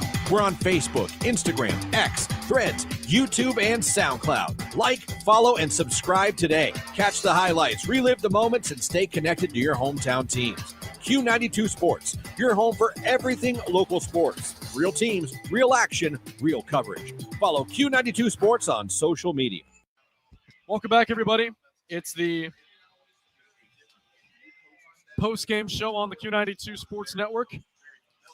As the Bulldogs will have to deal, of McKinley, I should say, will have to deal with a red-hot Massillon team next Saturday. Winners of 3 in a row, season high. They take down the Warren G. Harding Raiders by the final of 42-10, as it looks as though that the swag is back within this program. I'm Matt Corrali from the press box inside Paul Brown Tiger Stadium. It's time to now go around Stark County for Week 9 high school football scores. The Indians and Falcons game have now gone into overtime. I'll leave it at 14, so we'll keep an eye on that. We'll have that game for you on the network. Switch over to Mike Dixon's call for the final score of that one. Alliance on top of Minerva, 35-0 in the fourth. Glen Oak will take control of the Mansfield Tigers, 37-12. That game's in the fourth quarter. Green taking down Perry by the final of 28, I should say, to 21. Lake takes down Hoover by the final score of 20-14. Other finals trickling in. West Branch wins it 48-7. Alliance, like Robert Coleman mentioned earlier, if you were with us before the break, shuts out the Minerva Lions 35-0. The LaSalle Lancers could get a road win over the Louisville Lepers 35-24. McKinley dominating Jackson 40-9 on the road in the fourth quarter, as some other final scores trickling in as well. Mogador shuts out St. Thomas Aquinas at home 33-0. Triway pitches another shutout in the area. They take down Central Catholic 28-0. And Garraway takes control of Sandy Valley by the final score of 49-7. When we come back, we'll get into the stats, and we will wrap this one up from Paul Brown Tiger Stadium. You're listening to the high school football postgame show on the Q92 Sports Network. Looking for your home for local sports? Head over to Q92radiosports.com, the official website of Q92 Sports Network. Catch every live broadcast of high school games and Mount Union sports. Stay up to date with the latest local sports stories. Check scores from around the area and never miss a game with our full broadcast schedule. It's everything sports all in one place. Q92radiosports.com, your local sports connection. Football fans, Mondays just got better. Join Q92 Sports Live every Monday at 11 a.m. for the Pro Football Hall of Fame Luncheon. Watch on our Facebook, X, and YouTube channels as legends from the high school, college, and pro football world take the mic with inspiring speeches and incredible stories. Don't miss a moment. Like, follow, and subscribe to Q92 Sports on social media and catch every Pro Football Hall of Fame Luncheon live every Monday at 11 on the Q92 Sports Network. Welcome back, everybody, inside Paul Brown Tiger Stadium. It's the high school football postgame show on the Q92 Sports Network. Let's dive into the final look at the numbers of this one that sees the Tigers take down the Raiders of Warren G. Harding by the final score of 42-10. Massillon, 19 first downs to Warren G. Harding 6. They have 147 yards on the ground, 133 through the air. The Raiders, who were expected to run the ball a lot in this one due to the injury of their typical quarterback, James Jones, they end up throwing the ball for 100 yards on 15 pass attempts. They go 7 for 15 passing, was their quarterback in the form of Amir Cobb, 100 yards. He did have an interception, however, in the first half. For Massillon, passing-wise, Manuel Patterson, 12 of 17, 133 yards, 2 touchdowns, 2 picks. Leading rusher, an unbelievable performance for Anthony McMullen Jr. 22 carries, 158 yards, I beg your pardon, and a touchdown. He broke one out for 51 yards. That was his longest run of the evening. He averaged 7.2 yards per carry. A close receiving leader battle. Not really, but in the form of the Tigers. Deontay Malone, 3 catches for 62 yards and a score. But how about Giorgio Jackson Jr., 6 catches for 61 yards and a touchdown. Some leading tacklers for you on the night as well. Leader for the Tigers they're both at 5 in the form of Christian Kohler and Jaden Williams. Each had 3 unassisted. And the leading tackler on the night came on the side of the Raiders in the form of Raytwan Hill, 10 tackles, 4 unassisted with 6 assisted. Jaden Williams also having a sack and 3 tackles for loss. And for the Raiders, Asa Birch had himself a fine evening on the stat sheet. 4 tackles, all unassisted, with a sack, 3 tackles for loss. All of those tackles coming from behind the line of scrimmage. When it comes to total yardage, when it comes to offensive yards, 280 for the Tigers, 132 for the Raiders. Massillon had that fumble return from 21 yards out to begin the game, and for the kick returning from Matt Richardson, 126 yards. He had a touchdown on kick returns. He had that big chunk of that was because of the 90-yard burst that he had in that game. Fumbles were costly in this one for the Raiders. They had 4 fumbles lost out of 5. Massillon did fumble the ball thrice. However, they were able to jump back on top of all of those. And for penalties, it was pretty damning in terms of this one tonight. And it was in the fact of Harding having 9 penalties for 66 yards. Massillon had 6, but due to the extent of the foul, they had 72 penalty yards. Possession time, pretty even, right down the middle. 23-41 for Harding, 24-19 for Massillon. And for the Warren G. Harding Raiders, again, next Friday night, rivalry week, they will take on the Austintown Fitch Falcons at home. Their sole conference showdown in the All-American Conference of the year will be coming a week from tonight, and then the big one next week, 2 o'clock. The Massillon Tigers going to Canton to take on the McKinley Bulldogs in the most anticipated matchup in this rivalry's history in the last decade. We have some people to thank before we sign out of this one. First, for our audio engineers. We've had technical difficulties all pregame, and we just wanted to say thanks to everyone who helped us out in that. That includes Jake Matriona in the form of Ryan Rainsberg, Katie Duerman, and Noah Capo. We appreciate all you guys do behind the scenes. For our sponsors in the form of Regional EMS, sponsoring our opening kickoffs this year, to RG Drag, who is our Red Zone sponsor this year, Friends and Family Credit Union, sponsoring our timeouts, and of course, Sarshone Auto Group for being the title sponsor for high school football in the 2025 season. We want to thank, and of course, you, the listener, for another fun night of Friday Night Lights here in Stark County. So alongside Robert Coleman and the entire hardworking men and women on our Q92 sports crew, my name is Matt Corrali, as we will have a great slate for you. Rivalry week coming up, week 10 action, as we will give you 7 quality games coming up on the Q92 Sports Network, as we'll dive into that here in just a second, as it's going to be one of the more exciting weeks in the high school football calendar. Friday night, Robert and I will be in East Canton as the Hornets will take on their IVC Hornet rivals in Malvern. We'll also have West Branch taking on Salem, Northwest taking on Akron Manchester, Lake taking on Green, Tuslaw squaring off with Fairless, Alliance taking on Marlington in our AM 1310 WDPN game. Friday night Q92 game, Jackson taking on Hoover, and then the game of the week, Saturday 2 o'clock, Massillon and McKinley. So long, everybody. That'll do it for us here from inside Paul Brown Tiger Stadium. For Robert Coleman, and once again, our hardworking men and women in our Q92 sports crew, my name is Matt Corrali, saying so long from Paul Brown Tiger Stadium, or once again the final, the Tigers 42 and the Warren G. Harding Raiders 10. And we'll see you next week in East Canton for the Hornets taking on Malvern. So long, everybody.